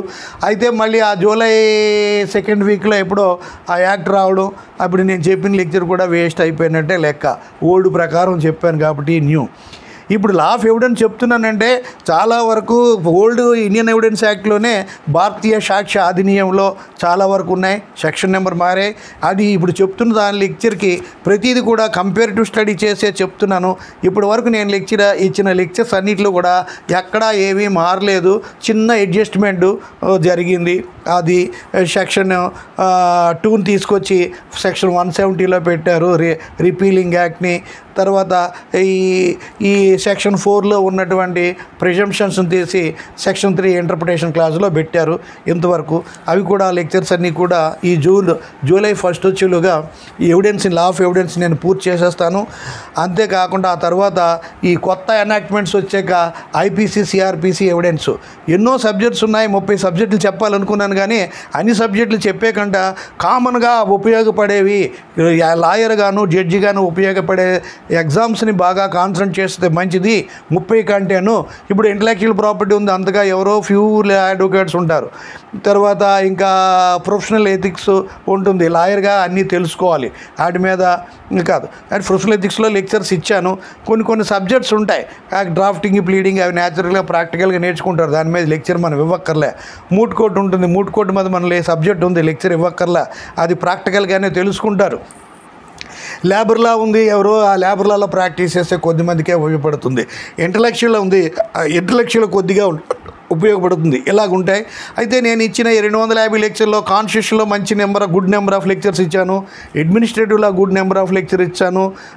Alternative dispute, constitution, administration, alternative dispute resolutions, ఈ 3 లా వాళ్ళే కాదు, ప్రతి సిటిజన్ ఆఫ్ ఇండియా, ప్రతి భారతీయుడు కూడా నేర్చుకుంటే చాలా మంచిది. వాటిలో అద్భుతమైనటువంటి నాలెడ్జ్ ఉంది. దాంతోపాటు ఐపీసీ, సిపిసి, సిఆర్పిసి ఎవిడెన్స్, ఇవి ఐపీసీ, సిపిసి, సిఆర్పిసి ఎవిడెన్స్ 4 సబ్జెక్టులు. తర్వాత కాన్స్టిట్యూషన్, అడ్మినిస్ట్రేటివ్లో ఆల్టర్నేటివ్ డిస్ప్యూట్స్, ఈ 2 కూడా మంచి అద్భుతంగా నేను నెంబర్ ఆఫ్ లెక్చర్స్ ఇచ్చాను. వీటిని మీరు బాగా చదువుకుంటే మీకు ఎక్సలెంట్ నాలెడ్జ్ వస్తుందని నేను చెప్తున్నాను. నా లెక్చర్స్ ఎవరైతే మొత్తం వింటారో వాళ్ళకి ఎట్టి పరిస్థితుల్లో కూడా కోర్టులో లాయర్గా మెయింటైన్ అవ్వగలరు, ఏ జ్యుడిషియల్ ఆఫీసర్ ఎగ్జామ్ అయినా ఈజీగా ఫాలో అవ్వగలరు, తర్వాత జిల్లా జడ్జి ఎగ్జామ్ ఫాలో అవ్వగలరు. ఎవరైనా సరే, అటు లాయర్ అయినా జడ్జి అయినా నా లెక్చర్స్ ఒకసారి విని తర్వాత మీ కెపాసిటీ తగ్గట్టు పెద్ద లెక్చర్స్ వినండి. నేను లెక్చర్స్ ఏదో పిల్లలకి చెప్తున్నానని అండర్ ఎస్టిమేట్ చేయొద్దు. నేను కూడా రీసెర్చ్ పేపర్స్ చూసినప్పుడు second year LLB student, third year LLB students వాళ్ళ ఆర్టికల్స్, వాళ్ళ యొక్క రీసెర్చ్ పేపర్స్ చదివి ఇక్కడ కూడా చెప్తున్నాను. ఆ విద్యార్థినే నేను ఆ క్షణానికి నా గురువుగా ఎక్నాలెడ్జ్ చేసే నేను చెప్తున్నాను. For the purpose of that article, that particular student, I sincerely acknowledge him as my teacher, my guru. అందులో తప్పు లేదు. మనం నేర్చుకునేటప్పుడు ఇప్పుడు నేనే గొప్ప అనడం లేదు, మీలో ఎంతోమంది ఎన్నో ఆస్పెక్ట్స్లో గొప్పగా ఉంటారు. నాకు తెలియదు, మీకు వచ్చినవి ఏవి నాకు తెలియవు. కాబట్టి అందులో మీరే గొప్ప, ఇందులో నేను అనుకుంటే గొప్ప. కాబట్టి ఎవరు కూడా మనం ఎక్కువ కాదు, తక్కువ కాదు అనే విషయాన్ని మీరు అర్థం చేసుకోండి. తర్వాత ఈ బుక్స్ చదివేటప్పుడు మీరు ఆ బుక్స్ సిలబస్ బుక్ మనకి ఇస్తారు అడ్మిట్ అయినప్పుడు, అందులో ఈ బుక్స్ చదవాలి, ఆ బుక్స్ చదవాలి, అది ఉంటాయి. అకార్డింగ్ టు మై నాలెడ్జ్ ఆ ఇచ్చిన బుక్స్ అన్నీ కూడా మనం చదివితే అవి పెద్ద అందులో చాలా బుక్స్ మనకి కన్ఫ్యూజన్గా ఉంటాయి. కాన్స్టిట్యూషన్ అంటారు, హెచ్ఎం షేర్వే అంటారు. అంత స్టాండర్డ్తో చదివిన స్టూడెంట్స్ ఎంతమంది, టీచర్స్ ఎంతమంది? విన్ఫీల్డ్ సాల్మండ్ టార్చ్కి చదవమంటారు. విన్ఫీల్డ్ సాల్మండ్ మాత్రమే చదివి, రామస్వామి అయ్యరు చదివి పరీక్ష పాస్ అయిన స్టూడెంట్స్ ఎంతమంది, టీచర్స్ ఎంతమంది? అవి చదువుతారంటే అది ఎప్పుడో ఆదర్స్ వాళ్ళు ఏనాడో చనిపోయారు. వాటిని మళ్ళీ రివైజ్ చేయాలంటే పెద్ద డిస్టింగ్విష్డ్ జ్యూరిస్ట్స్, పెద్ద హైకోర్టు జడ్జెస్, సుప్రీంకోర్టు జడ్జెస్, పెద్ద గ్రేట్ లాయర్స్ లాంటి వాళ్ళు ఉండాలి. లాయర్స్, జడ్జెస్ ఉంటే వాళ్ళకి ప్రతిరోజు నిమిషం టెన్షన్గా ఉంటుంది. వాళ్ళకి అసలు టైం ఉండదు రాయడానికి, పుస్తకాలు రాయడానికి, రివైజ్ చేయడానికి. వాళ్ళు ఉన్న ప్రొఫెషన్ కొద్ది వాళ్ళు చేయడానికే అవుతుంది. ఇలాగా కొన్ని ప్రాక్టికల్ ప్రాబ్లమ్స్ ఉంటాయి. కాబట్టి మనం ఆ బుక్ అనేది ఎప్పుడు రాసినా ఎంత గొప్ప రాసినా సబ్జెక్టు ఓవరాల్ సబ్జెక్టు 200 సంవత్సరాలకు వచ్చు లాలు ఇప్పుడు యాజ్ ఇట్ ఈజ్గా ఉంటాయి, మారో. 1950 కేసులు, 1930 కేసులు, 1800 కేసులు కూడా మనకి కనిపిస్తాయి ఫండమెంటల్ రూల్స్ ప్రిన్సిపల్స్గా, అవి వ్యాలిడే. కానీ మనకి ఏ ఏరియా సబ్జెక్టులో ఏ ఏరియాలో చేంజెస్ వస్తే ఆ చేంజెస్ మనం తీసుకోవాలి. 1956లో కంపెనీస్ యాక్ట్ వచ్చింది. తర్వాత 2013లో ఆ కంపెనీస్ యాక్ట్ని కంపెనీ లాని కోడిఫై చేశారు. అది కోడిఫై చేసిన కొన్ని టైము వెంటనే ఇంప్లిమెంట్ అని, కొన్ని తర్వాత ఇంప్లిమెంట్ అని, కొన్ని 2016లో ఇంప్లిమెంట్ అయిందని ఈ యొక్క ఇన్సాల్వెన్సీ కోడ్, ఆ తర్వాత ఇలాగ ఉన్నాయి. అప్పటికి కంపెనీ యాక్ట్ 2013లో రిలీజ్ అవ్వగానే మనకి ఒక సంవత్సరం తిరగకుండా నెంబర్ ఆఫ్ అమెండ్మెంట్స్ వచ్చాయి. అంటే కొన్ని ఎనాక్ట్మెంట్స్కి లెజిస్లేషన్స్కి డీకోడిఫై చేయకపోయినకుండా పాత అమెండ్మెంట్స్తో నడుస్తూనే ఉన్నాయి. డీకోడిఫైడ్ చేసిన తర్వాత రీకోడిఫైడ్ చేసిన తర్వాత తక్కువ కాలంలో ఎక్కువ నెంబర్ ఆఫ్ అమెండ్మెంట్స్ ఉన్నాయి. ఎక్కువ అమెండ్మెంట్స్ లేకుండా చాలా తక్కువ అమెండ్మెంట్స్ ఉన్నాయి. ఆ యొక్క సబ్జెక్ట్ బట్టి, సిచ్యుయేషన్ బట్టి, రిక్వైర్ని బట్టి మారుతుంది. ఇప్పుడు మనకి ఈ 3 యాక్ట్స్ క్రిమినల్ లాస్ని మార్చారు. అయితే మరి సిపిసి ఎప్పుడు చేస్తారా అనేది డౌట్. తర్వాత ఇంకా మనకి కొన్ని 13,350 పైన ఈ పార్లమెంట్ పాస్ చేసిన లాసు, కొన్ని వేల స్టేట్ లెజిస్లేచర్ పాస్ చేసిన లాసు, ఎన్నో వేల లోకల్ లాసు, బైలాసు, ఎన్నో ఉన్నాయి. ఈ ఇన్ని లాస్ కూడా అన్నిటి యొక్క టైటిల్స్ ఇంగ్లీష్లోనే ఉన్నాయి. మనం భారతీయ తెలుగు అని చెప్పాం, ఈ సాంకేతిక వాడాం. ఈ అన్నిటికీ ఇవన్నీ పాస్ చేయడానికి, ఇవన్నిటిని టైటిల్స్ మార్చడానికి ఎన్ని సంవత్సరాలు పడుతుంది, ఎన్ని వందల సంవత్సరాలు పడుతుంది, మనం ఎంతవరకు బతుకుంటాం? ఇప్పుడు ఒక మంచి ఉద్దేశంతో చేసాం, అది మనం ఎంతవరకు చేయగలం అనేది కూడా మనం ఆలోచించాలి. కాబట్టి మనకి ఏదో ఒక బిగినింగ్ చేశారు, ఆ ఒక్క బిగినింగ్ని ముందు వచ్చే వాళ్ళు కూడా గ్రాడ్యువల్గా మారిస్తే ఎప్పుడో ఒక 100 సంవత్సరాలకో 200 సంవత్సరాలకో అన్నీ కూడా మన భారతీయ అనేటువంటి లెజిస్లేషన్స్గా అవ్వచ్చని ఆశిద్దాం. అంతవరకు అది లేనప్పుడు అందరూ కూడా భారతీయ సాక్ష్య అధినియం అనే కంట section so and so BSA అని అనిస్తారు సింపుల్గా. అది అలవాటు పడడానికి కొంత టైం ఉంటుంది ఫ్రెండ్స్. కాబట్టి మీరు బుక్స్ ఏదో చదవాలంటే మీ కెపాసిటీని బట్టి, మీకు సీనియర్ టీచర్స్ కొన్ని క్లాసులు చెప్తారు, సీనియర్స్ ముఖ్యంగా సీనియర్స్ చెప్తారు. సీనియర్ క్లాస్ చెప్పిన మాటలు మీరు బాగా చదివిన సీనియర్ చెప్పినటువంటి స్టూడెంట్ యొక్క మాటలు విని ఆ పుస్తకాన్ని అతను చెప్పాడు, ఇది మనకు ఎంతవరకు వర్కౌట్ అవుతుంది, లైబ్రరీలోనే టెస్ట్ చేయండి ఆ బుక్ని, లేదంటే పుస్తకాల షాప్కి వెళ్ళి డైరెక్ట్గా పుస్తకాలు ఇచ్చి బిల్లు పే చేసి వచ్చడం కాకుండా ఆ పుస్తకంలో ఉన్న కంటెంట్స్ మీకు ఎంతవరకు మీకు మైండ్కి కనెక్ట్ అవుతున్నాయి చూసుకొని కొనండి. పెద్ద పుస్తకం చిన్న పుస్తకం అనేటువంటి ఏమీ నామోషి లేదు. మీరు చదవవలసింది మీరు, పాస్ అవ్వాల్సింది మీరు, వాళ్ళు అర్థం చేసుకోవాల్సింది మీరు ఎంతవరకు చదవగలరు, ఎంతవరకు గుర్తుంచుకోగలరు, ఎంతవరకు రాయగలరని మీకు మీరు డిసైడ్ చేసుకొని ఆ పుస్తకాన్ని కొని ప్రిపేర్ అవ్వండి. పెద్ద పుస్తకాలు చదివిన 100 పేజీలు 1000 పేజీలు పుస్తకం మాత్రాన అదేం గొప్ప కాదు. ఎన్ని 100 పేజీలైనా 1000 పేజీల పుస్తకాలైనా వాల్యూమ్స్ అయినా సరే మీరు ఒక వర్కింగ్ నోట్స్ అనేది రాసుకోండి. టైం వేస్ట్ అనుకోకండి. చదివింది సైడ్ హెడింగ్స్ సింపుల్ పాయింట్స్లో కానీ మీరు రాసుకుంటే, మీ చేతితో మీరు రాసుకుంటే ఆ పాయింట్స్ మీకు బాగా గుర్తుంటాయి, మీరు పరీక్షలో రాయగలుగుతారు. ప్రతిదానికి కూడా సబ్జెక్ట్కి ఒక 50 పేజీలు 100 పేజీలో నోట్బుక్ తీసుకొని ఆ నోట్బుక్లో మీరు వైట్ చేసుకుంటే ఆ పెద్ద పుస్తకంలో చదివిన ఒక క్రీమ్ అంతా కూడా ఈ పుస్తకంలో రాసుకుంటే పరీక్షలో ఒకసారి పెద్ద బుక్ లైట్గా నోట్ రీడింగ్ ఇచ్చేసి ఈ వర్కింగ్ నోట్స్ ఉన్న బుక్ రాసుకొని సైడ్ హెడింగ్లు బై హార్ట్ చేయండి, డెఫినిషన్స్ బై హార్ట్ చేయండి, అవసరమైన సెక్షన్స్ బై హార్ట్ చేయండి. ఒక యాక్ట్లో ఒక పుస్తకంలో 100 సెక్షన్స్ ఉంటే ఆ 100 సెక్షన్స్ అక్కర్లే, పట్టుమని 10-20 సెక్షన్స్ మీరు ఆ కంటెంట్స్ని బై హార్ట్ చేయాలి. ఫర్ ఎగ్జాంపుల్ కాంట్రాక్ట్స్ అనుకోండి, మేము సెక్షన్ 10 బై హార్ట్ చేయాలి, తర్వాత సెక్షన్ 2H బై హార్ట్ చేయాలి, 2A 2B బై హార్ట్ చేయాలి. అంతేగాని అన్ని సెక్షన్స్ కూడా 266 సెక్షన్స్ వాటికి కాంటెంపరీ సేల్ ఆఫ్ గుడ్స్ ఇవన్నీ కూడా చెప్పడం నేర్చుకొని బై హార్ట్ చేయవలసిన అవసరం లేదు డియర్ ఫ్రెండ్స్. అయితే నా లెక్చర్స్ని మీరు వినడానికి ఇది సెల్ఫ్ బోస్టింగ్ ఏమీ కాదు, సెల్ఫ్ డబ్బా అంతకన్నా కాదు. నేను ఈ లెక్చర్స్ ఇవన్నీ చేయగలుగుతున్నానంటే నాకు అనుకోకుండా ఆ అవకాశం కల్పించింది.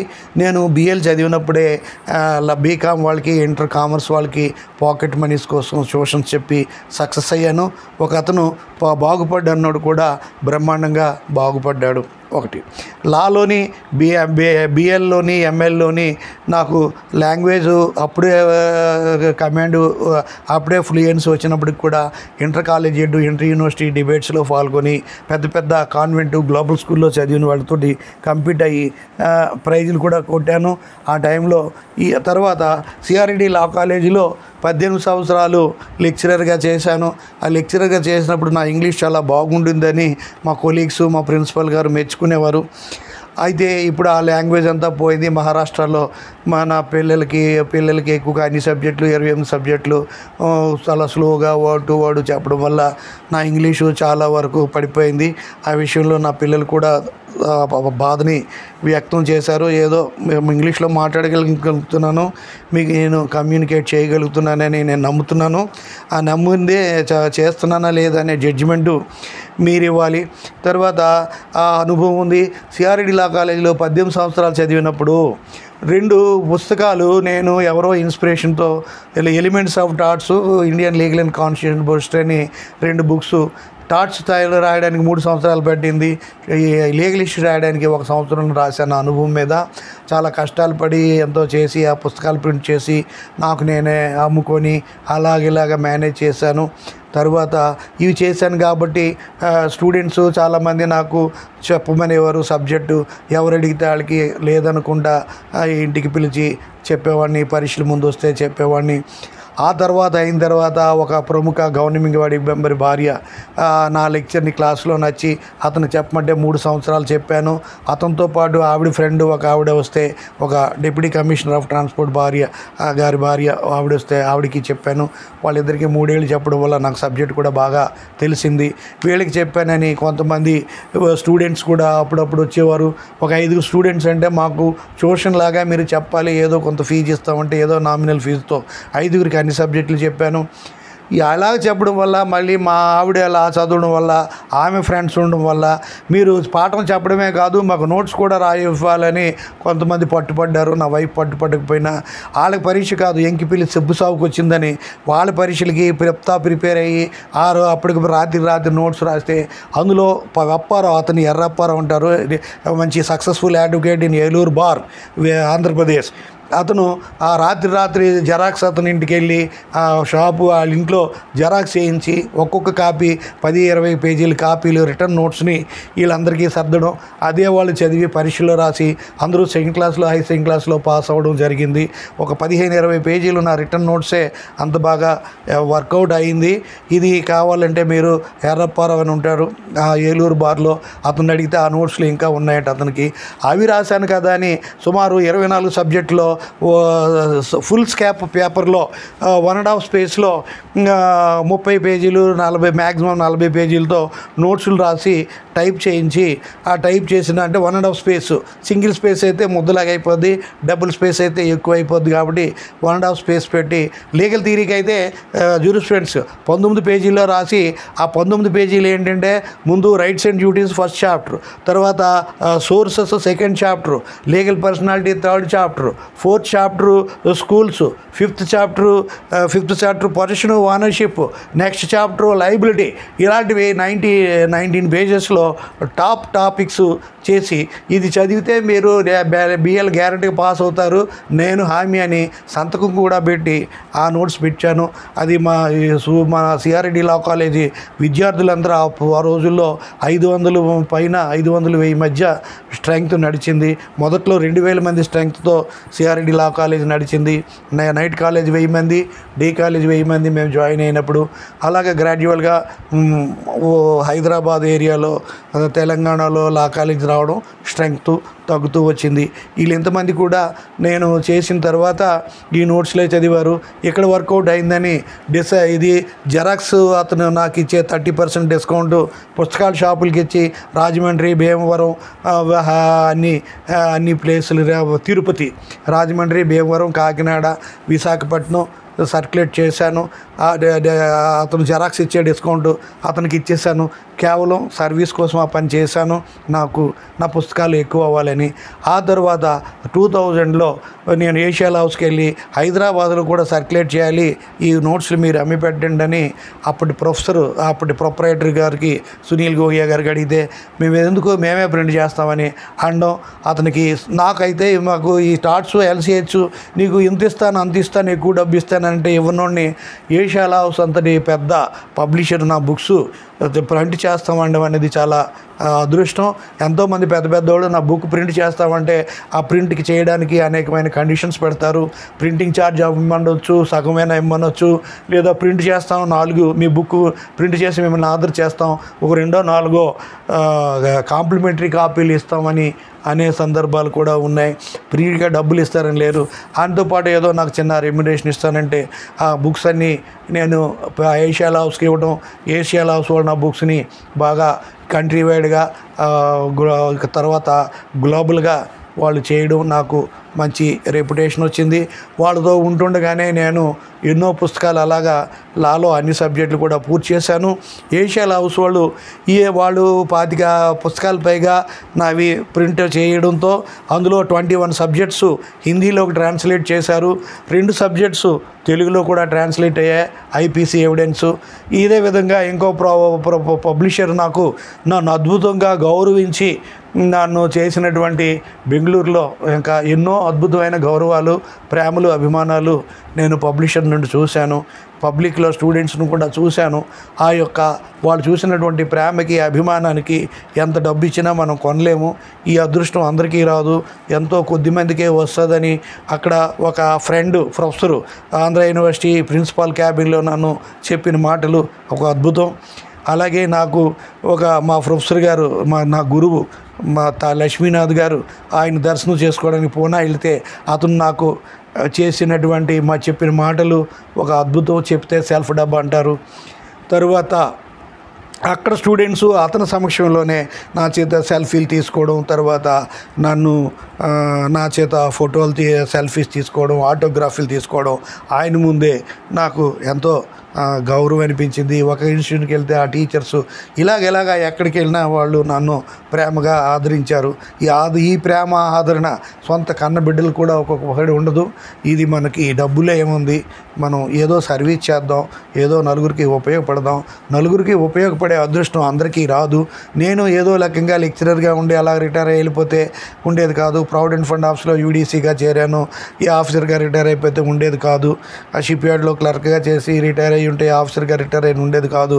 అనుకోకుండా ఈ పుస్తకాలు అవన్నీ పరిస్థితులు నన్ను అలాగా ప్రేరేపించి ఇలా చేయడం వల్ల జరిగింది.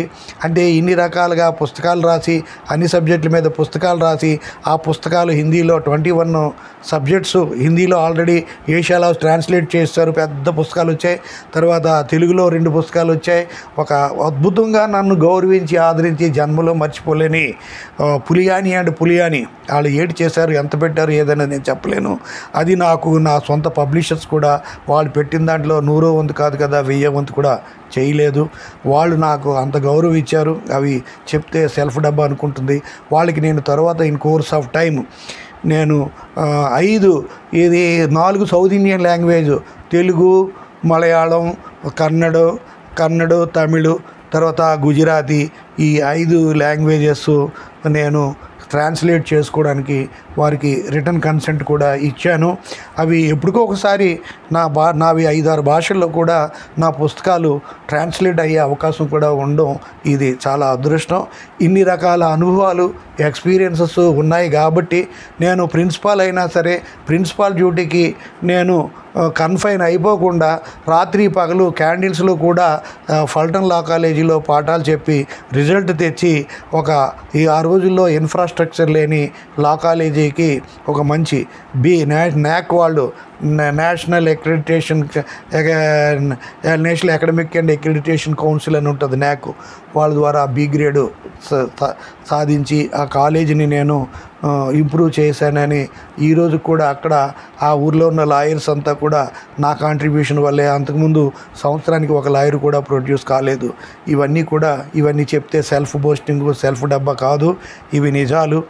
కానీ అందువల్ల ఇన్ని అవకాశాలు ఉన్న, ఇంత ఎక్స్పీరియన్స్ ఉన్న నేను కష్టపడి రాత్రి పగులు కష్టపడి మీకు నేను చెప్తున్నాను. మీకు ఈ విధమైనటువంటి సర్వీసు ఆల్మోస్ట్ ఈరోజు వరకు నెట్లో లేదు. నన్ను చూసి ఇన్స్పైర్ అయ్యి మరికొంతమంది వచ్చి మన యొక్క లీగల్ సర్వీసెస్ని బాగా, లీగల్ ఎడ్యుకేషన్ని బాగా ఇంప్రూవ్ చేయాలనే ఉద్దేశంతో, ఆశతో నేను చెప్తున్నాను. అయితే ఇక్కడ ఈ విధంగా మనం మీరు చూడండి. అయితే ఇప్పటికీ నేను చాలా విషయాలు చెప్పాను. తర్వాత లాస్ట్గా మీకు ఒక మాట కూడా చెప్తున్నాను. లైఫ్ అనేది జీవితంలో చాలా ముఖ్యమైనది. వీలైనంత వరకు హ్యాపీగా ఉండండి. వీలైనంత సకాలంలో యాజ్ ఎర్లీ యాజ్ పాసిబుల్ పెళ్లి చేసుకోండి. వెళ్ళి జీవితాన్ని స్టార్ట్ చేయండి. అంతా ఏదో అది చేయాలి, ఇది చేయాలి, బీటెక్ చేయాలి, ఎంటెక్ చేయాలి, MS చేయాలి, PhD చేయాలి, ఆ తర్వాత 30 ఏళ్ళు 40 ఏళ్ళు అయ్యాక పెళ్లి చేసుకుంటే మనకి జీవితంలో బాల్యంలో ఏమీ తెలియకుండా ఇన్సేను ఎదురు ఒకటే. ఇన్ఫాంట్ అంటే మైనారిటీ వరకు ఉన్నాడు, మైనారిటీ వరకు ఉన్నాడు ఇన్ఫాంట్. ఇన్సేన్ అంటే మెంటల్ కండిషన్ లేనోడు, మేజర్ అయినా సరే. ఆ ఏజ్ ఎలా వస్తుందో ఎలా పోతుందో మనకు తెలియదు. మనకు జీవితంలో ఉండేది ఖచ్చితమైనటువంటి యూత్. ఆ యూత్ అనేది మనకి యూత్ వచ్చిన నుండి ముసలయ్యే వరకు మధ్యలో కొద్ది సంవత్సరాలే ఉంటుంది. అందులో అనేక రకాలుగా మనం జీవితంలో ప్రయాణం చేసి స్ట్రగుల్ ఫర్ ఎగ్జిస్టెన్స్ లాగా అనేక రకాలుగా మన యొక్క ఆ టైంను కూడా వేస్ట్ చేస్తాం. కాబట్టి time and tide waits for none. మనము మన యొక్క యూత్ని జాగ్రత్తగా చేసుకొని అది అవ్వాలి, ఇది అవ్వాలి, అది చేయాలి, ఇది చేయాలి అని కాకుండా సకాలంలో, నేను తప్పైతే క్షమించండి, ఆడపిల్ల అయితే బిలో 20 years 18 to 20 years చేసుకొని మ్యారేజ్ చేసుకొని హ్యాపీగా ఉండి, చేసుకున్న తర్వాత ఫెర్టిలిటీకి సంబంధించి ఒక గైనకాలజిస్టు, ఒక ఫెర్టిలిటీ ఎక్స్పర్ట్కి అబ్జర్వేషను, ఒక న్యాచురల్గా బిడ్డని జన్మనిచ్చినటువంటి ఒక తల్లి సూచనలు తీసుకొని సంపూర్ణమైన ఆరోగ్యంతో చక్కని మదర్గా ఒక 2 పిల్లలకి మాతృమూర్తిగా అవడానికి ఎక్కువగా ఇంపార్టెన్స్ ఇవ్వండి. ఈ చదువులు, జాబులు అవి సెకండరీ. ఫస్ట్ ఒక అద్భుతమైన గృహిణిగా ఉండాలని, ఆ గృహలక్ష్మి బిడ్డలకి జన్మనిచ్చినటువంటి గృహలక్ష్మి లక్ష్మీదేవితో సమానమని మనకి చాగంటి కోటేశ్వరరావు గారు చెప్పారు. ఇప్పుడు ఎందుకంటే ఎక్కడ చూసినా, ఏ జంటను చూసినా వన్ ఆర్ నన్ను, ఎక్కడ కూడా చాలామంది ఆ పిల్లలు కూడా లేకుండా ఏడుస్తున్నారు. ఈ అడాప్షన్లో క్లాసుల్లో నేను చెప్పాను, ఎంతోమంది కోట్లాది మంది జంటలు బిడ్డలు లేక పెంచుకోవడానికి ప్రయత్నిస్తున్నా సరే దొరకడం లేదు. హదిరథ మహారథులు, హేమీలు అనేవాళ్ళు ఎంతోమంది కష్టపడుతున్నారు. తర్వాత మనకి ఆరోగ్యం అనేది చాలా ముఖ్యం. ఈ ఆరోగ్యం అనేది మనం ఎంతటి గొప్పవాళ్ళైనా, దేశాధినేత అయినా సరే ఎక్సర్సైజ్ చేయాలి, వాకింగ్ అవన్నీ చేయాలి. కానీ అది ఫిజికల్గా అన్ని పనులు చేసుకోగలిగితే ఎక్కడికి వెళ్ళినా 2-3 కిలోమీటర్ల దూరంలో ఎక్కడికి వెళ్ళినా నడిచెళ్ళి మన పనులు మనం చేసుకుంటే మీకు ఏ ఎక్సర్సైజు, ఏ వాకింగు, ఇది కూడా అవసరం ఉండదు. ఎందుకంటే మనకి విలేజెస్లో పనిచేసే, పొలాల్లో పనిచేసేవాళ్ళు, చాకళ్ళు, వేరే పనులు చేసేవాళ్ళు, వాళ్ళు ఏ విధమైన వాకింగ్కి వెళ్ళరు, ఏ విధమైన ఎక్సర్సైజ్కి వెళ్ళరు. కేజీ బియ్యం అన్నం అవలేలుగా తినేస్తారు. కేజీ బియ్యం అన్నం ఏంటి, అంతకన్నా ఎక్కువ అన్నం తినేస్తారు. చాలా స్లిమ్గా ఉంటారు. 100 kgs బస్తాని ఒంటి చేతితో ఎత్తేస్తారు. కానీ వాళ్ళకి ఏం ఉండదు. మనం ఎన్నో రకాల టెస్టులు, ఎన్నో రకాల ప్రికాషన్స్, జిమ్ములు, అవి అన్నీ చేస్తున్నాం. ఎందుకంటే మనకున్న స్టేటస్ సోషల్ స్టేటస్, ఫైనాన్షియల్ స్టేటస్లో మనం ముయ్యలేము, ఆ పనులు చేయలేము. కాబట్టి మనకి ఎక్సర్సైజ్ ఉండదు. అది హంసతూలిక తల్పం మీద పౌలించినట్టు పట్టుపరుపుల మీద నిద్రపోయి కోట్ల విలువైన లక్షల కోట్ల విలువైన కారుల్లో తిరిగి, ఏసీ రూమ్లో తిరిగిన వల్ల మనకేమవుతుందంటే ఫ్యాటు బాగా వస్తుంది. ఆ బాడీలోకి ఏ బాక్టీరియా వచ్చినా కంఫర్టబుల్గా పెరుగుతుంది దున్నపోతులాగా. కాబట్టి మనకి లేనిపోని రోగాలు, ఫ్యాట్లు వచ్చి మనం ఈ ఒబిసిటీలకి లక్షలు కోట్లు ఖర్చు పెడుతున్నారు. ఈ అందాలకు కూడా పెద్ద పెద్ద సెలబ్రిటీలు అయితే లక్షలు కోట్లు కూడా ఖర్చు పెడుతున్నారు. కాబట్టి మీరు ఈ విషయంలో కొంచెం జీవితంలో అనేది ఒక జీవిత భాగస్వామి అనేది చాలా ముఖ్యం. అది as early as possible marriage చేసుకొని పెళ్ళైన తర్వాత కూడా చదువుకోవచ్చు. పెళ్ళైన తర్వాత కూడా ఉద్యోగాలు చేయాలంటే ఉద్యోగాలు చేయొచ్చు. నాకు తెలిసి ఒక కోర్టులో క్లాస్ 4 జాబ్స్ చేసిన వాళ్ళు, క్లర్క్ జాబులు చేసిన వాళ్ళు, లా చదివి ఎంఎల్ అయ్యి, పిహెచ్డి అయ్యి, లా ప్రొఫెసర్స్ అయ్యి, ఇంటర్నేషనల్ ప్రొఫెసర్స్ అయిన వాళ్ళు చూశాను. చిన్న చిన్న జాబులు. మరి నేను కాదా ట్యూషన్లు చెప్పాను, గుమస్తా ఉద్యోగం చెప్పాను. నేను బీకాము బిఏలు చదివినప్పటికీ నాకు ఒక చిన్న ప్రైవేట్ కంపెనీలో గుమస్తా వచ్చి ఆ రోజుల్లో 150-200 జీతం వస్తే చాలు బతికేయాలనుకున్నా. కానీ అనుకోకుండా ఎన్ని వచ్చి ఇంతవరకు వచ్చాను నేను. కాబట్టి పెద్ద పెద్ద ప్రొఫెసర్స్, మా ప్రొఫెసర్ గారు కోటేశ్వరరావు గారు చాలా పెద్ద హైలీ ఎమినెంట్ ప్రొఫెసర్. అతను ఎంతోమందికి లైఫ్ ఇచ్చిన మహానుభావుడు. అతను ఒరిజినల్గా అక్కడ కర్ణాటకలో పార్ట్ టైం లెక్చరర్ గాను చేసే పెద్ద ప్రొఫెసర్ అయ్యారు. అలాగా మా గురువు గారు ఒకరు విష్ణుమూర్తి గారు కోర్టులో మామూలు జాబ్ చేసి కాకతీయ యూనివర్సిటీ ప్రిన్సిపాల్ అయ్యారు. ఆ ప్రిన్సిపాల్, డీను అన్నీ అయ్యారు. తర్వాత చైర్మన్ బోర్డ్ ఆఫ్ స్టడీస్ ఏంటి, నాలాసెట్ కన్వీనర్ అన్నీ చేశారు. అతను ఇంకా అదేవిధంగా ప్రొఫెసర్ ఎర్రాబీ గారని నేను మా మిత్రుడు చౌదరి గారు చెప్తే విన్నాను. అతను మామూలు స్మాల్ జాబే చేసి ప్రొఫెసర్ ఎర్రబ్బాయి అన్నారంట. అతని పేరు ఎర్రాబీ అని పేరు మార్చుకొని ఢిల్లీ యూనివర్సిటీలో పెద్ద ఎమినెంట్ ప్రొఫెసర్గా ఉన్నారట.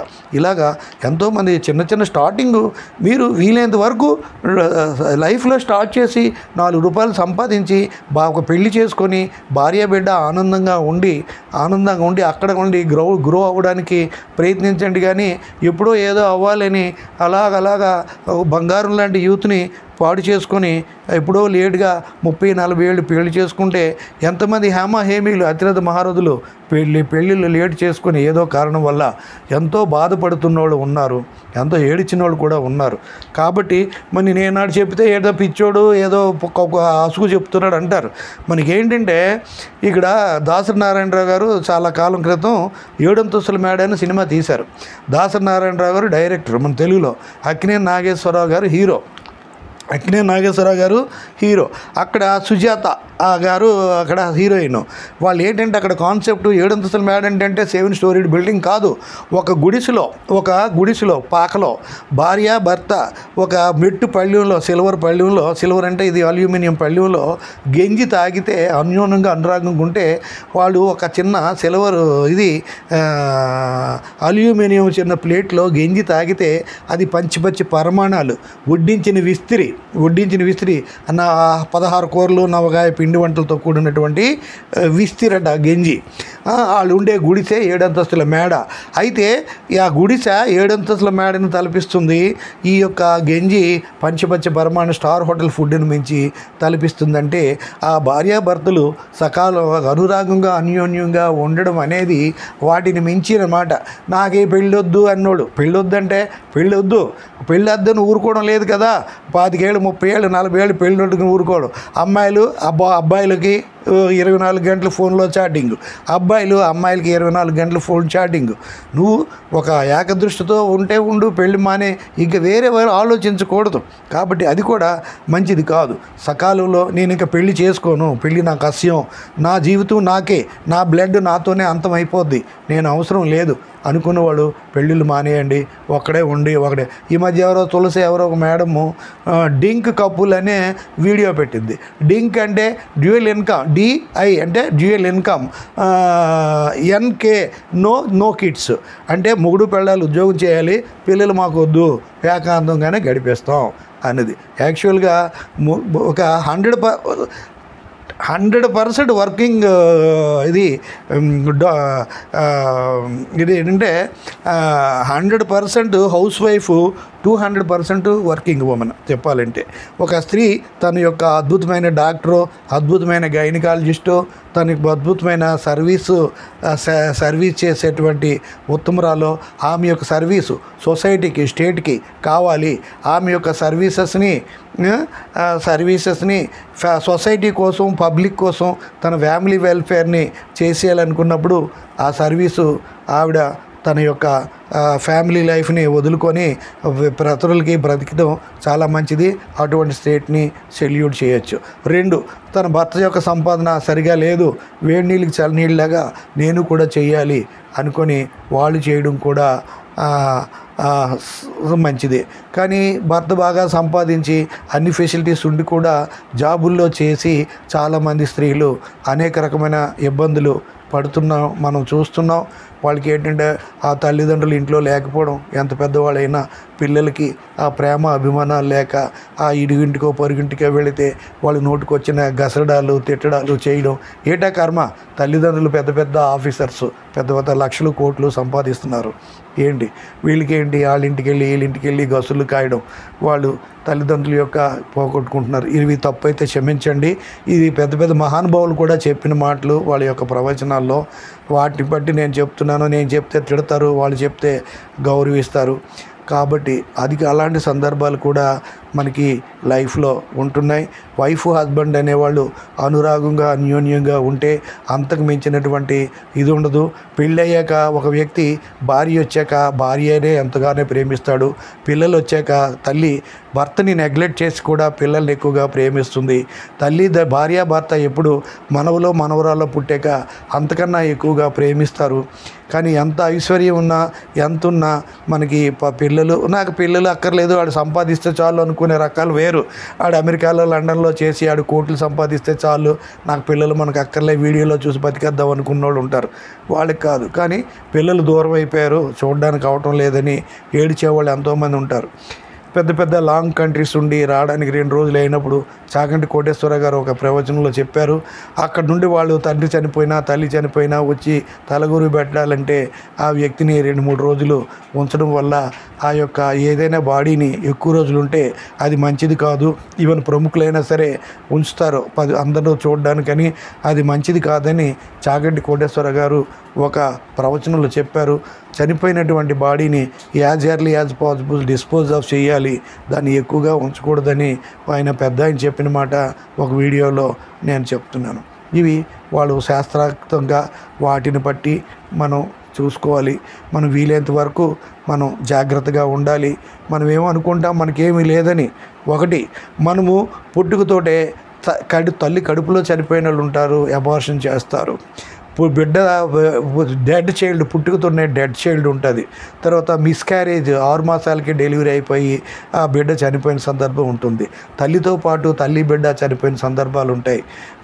పుట్టుకతోటే అంగవైకల్యంతో పుట్టిన వాళ్ళు ఎందరో, పుట్టుకతోటే అనారోగ్యంతో పుట్టిన వాళ్ళు ఎందరో. తెలిసిన ఒక బిడ్డ పుట్టుకతోనే హార్ట్లో హోలు, ఆ తండ్రి నానా కష్టాలు పడి లక్షలు ఖర్చు పెట్టడం, తర్వాత ఆ పాప చనిపోవడం తెలిసింది. మనం వీడియోలు యూట్యూబ్లో చూస్తాం. ఈ పిల్లకి ఇటువంటి చంటి పిల్లకి ఈ విధమైన ప్రాబ్లం ఉంది, ఇన్ని లక్షలు కావాలి, కోట్లు కావాలి, మీరు సహాయం చేయండి అనేటువంటి వీడియోలు కూడా చూస్తాం. అంటే మనం ఆరోగ్యంగా పుట్టడం ఒక అదృష్టం, అంగవైకల్యం లేకుండా పుట్టడం ఒక అదృష్టం, ఒక సివిలైజ్డ్ సొసైటీలో పుట్టడం ఒక అదృష్టం. ఆకులు కప్పుకొని తిరిగే మోస్ట్ అన్సివిలైజ్డ్ ఏరియాస్ ఈ ప్రపంచంలో ఎన్నో ఉన్నాయి. ఒక సివిలైజ్డ్ సొసైటీ అంటే స్మాలెస్ట్ విలేజ్ నుండి లార్జెస్ట్ సిటీ వరకు కూడా సివిలైజ్డ్ సొసైటీ. అంటే మంచినీటి సదుపాయం, కరెంటు, ఇవి సదుపాయ స్కూళ్ళు ఉన్నటువంటి చిన్న పల్లెటూరు కూడా సివిలైజ్డ్ సొసైటీయే. Largest city Hong Kong, London, Bombay లాంటి సిటీలు కూడా సివిలైజ్డ్ సొసైటీ అవుతుంది. ఒక డిసిప్లైన్డ్ పేరెంట్స్కి, ఒక పద్ధతైన తల్లిదండ్రులకు పుట్టడం ఒక అదృష్టం. అంగవైకల్యం లేకపోవడం ఒక అదృష్టం భగవంతుడు ఇచ్చాడు. తర్వాత 2 ఆరోగ్యంగా పుట్టడం ఒక అదృష్టం. తర్వాత 3వ అదృష్టం ఏంటంటే అనారోగ్యంగా లేకపోవడం ఒక అదృష్టం. నెక్స్ట్ అనాకారంగా లేకపోవడం, టూ షార్ట్ అగ్లీ. మన ఐ సినిమాలోని ఆ విక్రమ్ హీరోకి మేకప్ చేస్తారు, అలాగా టూ షార్ట్ ఆ దురదృష్టమే.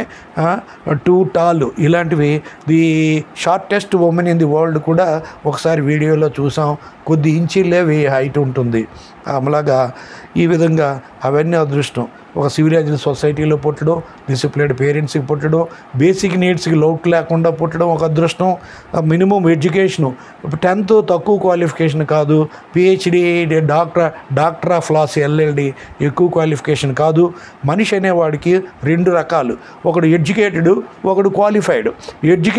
క్వాలిఫైడ్ ఎవరంటే బాగా డిగ్రీలు, పిహెచ్డీలు, డీలెట్లు కూడా చేసి బాగా డిగ్రీలు సంపాదించేవాడు క్వాలిఫైడ్ నాలాగా. ఎడ్యుకేటెడ్ అంటే ఎవరంటే జీవితాన్ని, సొసైటీని, ఎదురుగా ఉన్న మనుషుల్ని, ప్రపంచాన్ని చదివేవారు ఎడ్యుకేటెడ్. అక్కినే నాగేశ్వరరావు గారిలాగా. అక్కినే నాగేశ్వరరావు గారికి క్వాలిఫికేషన్ లేకపోయినా అతను సొసైటీని, మనుషుల్ని, ప్రపంచాన్ని అద్భుతంగా చదివారు. పిల్లల్ని అద్భుతంగా పెంచారు. అతను ఎంతోమందికి, కోట్లాది మందికి స్ఫూర్తి. ఎడ్యుకేటెడ్ అంటే అది. మనలో తక్కువ చదువుకున్నా, తక్కువ క్వాలిఫికేషన్ ఉన్నా ఎడ్యుకేటెడ్ ఉంటారు. Educated is superior to qualified. నేను హిందుస్థాన్ షిప్యార్డ్లో పనిచేసేటప్పుడు అక్కడ ఎంటెక్ మెకానికలు, అక్కడ మేనేజరు ఎవరో ఉంటారు. అక్కడే ఒక వర్కరు, ఫోర్మెన్ ఏదో ఉంటాడు, 30 ఏళ్ళుగా వర్కర్గా చేస్తాడు. షిప్లో ఏదైనా పార్ట్ ఒక డిస్ప్యూట్ ప్రాబ్లం వస్తే ఎక్కడ ఏం చేయాలి అనేది, అక్కడ స్టీల్ మెటల్ దేనైనా ఎలాగ ఎంత కట్టాలంటే అప్పుడు ఎంటెక్ మెకానికల్ గారు పెద్ద బుక్ చూసి, ల్యాప్టాప్ చూసి చెక్ చేస్తారు. అతను ల్యాప్టాప్ టచ్ బటన్ నొక్కేలోగా అక్కడ వర్క్మ్యాన్ ఎంత పొడవు, ఎంత వెడల్పు కొట్టో అని అంటాడు, అయిపోతుంది. అవి నేను చూశాను, చెప్పుకున్నారు. కాబట్టి educated is superior to qualified అని మీరు తెలుసుకోండి. మనం అన్నిటికి మించి ఆరోగ్యాన్ని జాగ్రత్తగా కాపాడుకోండి. తర్వాత అన్నిటికంటే మించింది కాండక్ట్, క్యారెక్టరు. డబ్బులు ఏమీ లేదు. డబ్బుకి కొంతమంది పిచ్చిగా అలాగ పెంచుతారు. తల్లిదండ్రులు ఆస్తి ఉంటుంది, ఆ తల్లిదండ్రుల ఆస్తి వీళ్ళకి అక్కర్లా. వీళ్ళు మొగుడు పెళ్ళాలు బోర్డంత సంపాదిస్తారు, వీళ్ళకి ఎక్కువ డబ్బు, వాళ్ళకి అక్కర్లా. ఆ తల్లిదండ్రులు ఇచ్చింది, వీళ్ళు ఇచ్చింది, మళ్ళీ ఆ పిల్లలకి ఇద్దామంటే వాళ్ళు ఏదో అమెరికానో లండన్లోనో చేస్తారు, వాళ్ళంతా ఎక్కువ చేస్తారు. తాత ఇచ్చింది అక్కర్లేదు, తల్లిదండ్రులు ఇచ్చింది అక్కర్లే, వాళ్ళు సంపాదించింది వాళ్ళకే ఎక్కువ. ఈ డబ్బు అంతా దేనికి? డబ్బు అనుకొని పరిగెడుతుంటారు 3 జనరేషన్స్. కాదు, డబ్బు మనకు అవసరం వరకు చాలు. ఈ డబ్బున్నంత మాత్రాన మాకు ఆనందం ఉంటుంది అనుకోకూడదు. డబ్బు లేకపోతే, బేసిక్ లేకపోతే కష్టాలు, బాధలు ఉంటాయి ఫ్రెండ్స్. కాబట్టి డబ్బుని అంతగా ప్రేమించి జీవితాన్ని కోల్పోవద్దు. డబ్బునైతే ఎప్పుడైతే డబ్బు మీద క్రేజ్, డబ్బు మీద పిచ్చి పెరిగితే ఆ వ్యక్తి కోల్పోతారు, చాలా వరకు కోల్పోవాల్సి వస్తుంది. విజయ్ మాల్యా గారు ఎంతో బిజినెస్లని సక్సెస్ చేసి అద్భుతంగా బయటకు వచ్చారు. ఇంకా బిజినెస్ చేయాలని విమానాల బిజినెస్ కింగ్ ఫిషర్ పెట్టి అతను చాలా వరకు నష్టపోయి చెడ్డ పేరును కూడా తెచ్చుకోవాల్సి వచ్చింది. ఇలాగా too much of anything is dangerous. నేను ఏవో చెప్పాను, వీటిని పాజిటివ్గా రిసీవ్ చేసుకొని జీవితంలో కష్టపడి పైకి రండి. కాబట్టి ఇంకా ఏంటంటే ఇన్ టైంలో as early as possible settle అయ్యి, as early as possible settle అయ్యి, మంచి టైంకి పెళ్లి చేసుకొని తల్లిదండ్రులు అయ్యి ఆనందంగా ఒకరినొకరు హ్యాపీగా ప్రేమించుకొని ఆనందంగా నేర్చుకోండి. అది మీకు చెప్తున్నటువంటి ఈ విషయాలు. మంచిగా చెప్పాను అనుకుంటారో, ఈడు ఒక మెంటలోడుగా ఏదో పిచ్చి చెప్తున్నాడు, ఈడు మాటలు ఎవరు వింటున్నారు అనుకుంటారో మీ ఇష్టం. మాట్లాడే విషయాల్లో తప్పులే ఉన్నట్టే క్షమించండి, ఒప్పులైతే పాజిటివ్గా రిసీవ్ చేసుకొని మీ యొక్క లైఫ్ని కరెక్ట్ చేసుకోండి. Thank you very much. ఇంకా ఈ మధ్య గ్యాప్ వచ్చింది, నాకు కూడా కొన్ని ప్రాబ్లమ్స్, కష్టాలు వచ్చాయి. అవి కూడా మనకి అది కొంచెం కోలుకొని నేను కూడా అన్ని క్లాసులు చెప్పేస్తాను. ఈ జూలై 1కి కొత్త యాక్ట్ వచ్చే టైంకి ఇది కంప్లీట్ చేసేస్తాను. తర్వాత కొత్త యాక్ట్లు వచ్చిన తర్వాత ఈ యొక్క సిఆర్పిసి ఎవిడెన్సు మీకు రావడానికి ఇప్పుడు నేను ఏదో చెప్తాను, నేను వెనక్కల్లా ఇప్పటి వరకు చెప్పినవన్నీ మీరు అద్భుతంగా మీరు విని చదివి రాయగలిగితే మీకు లైఫ్లో లీగల్ ప్రొఫెషన్లో తిరుగులేదు, బ్రహ్మాండంగా ఆనందంగా ఉండగలరు. నేను రెస్పాన్సిబుల్. ఏమైనా తేడా వస్తే ఆ రేఖ సూర్యారావు గారిని నమ్మాను, నా లైఫ్ కెరీర్ చేసుకున్నానని మీకు నోటికి వచ్చిన తిట్లు తిట్టండి, నాకు అభ్యంతరం లేదు. Wish you all success. God bless you.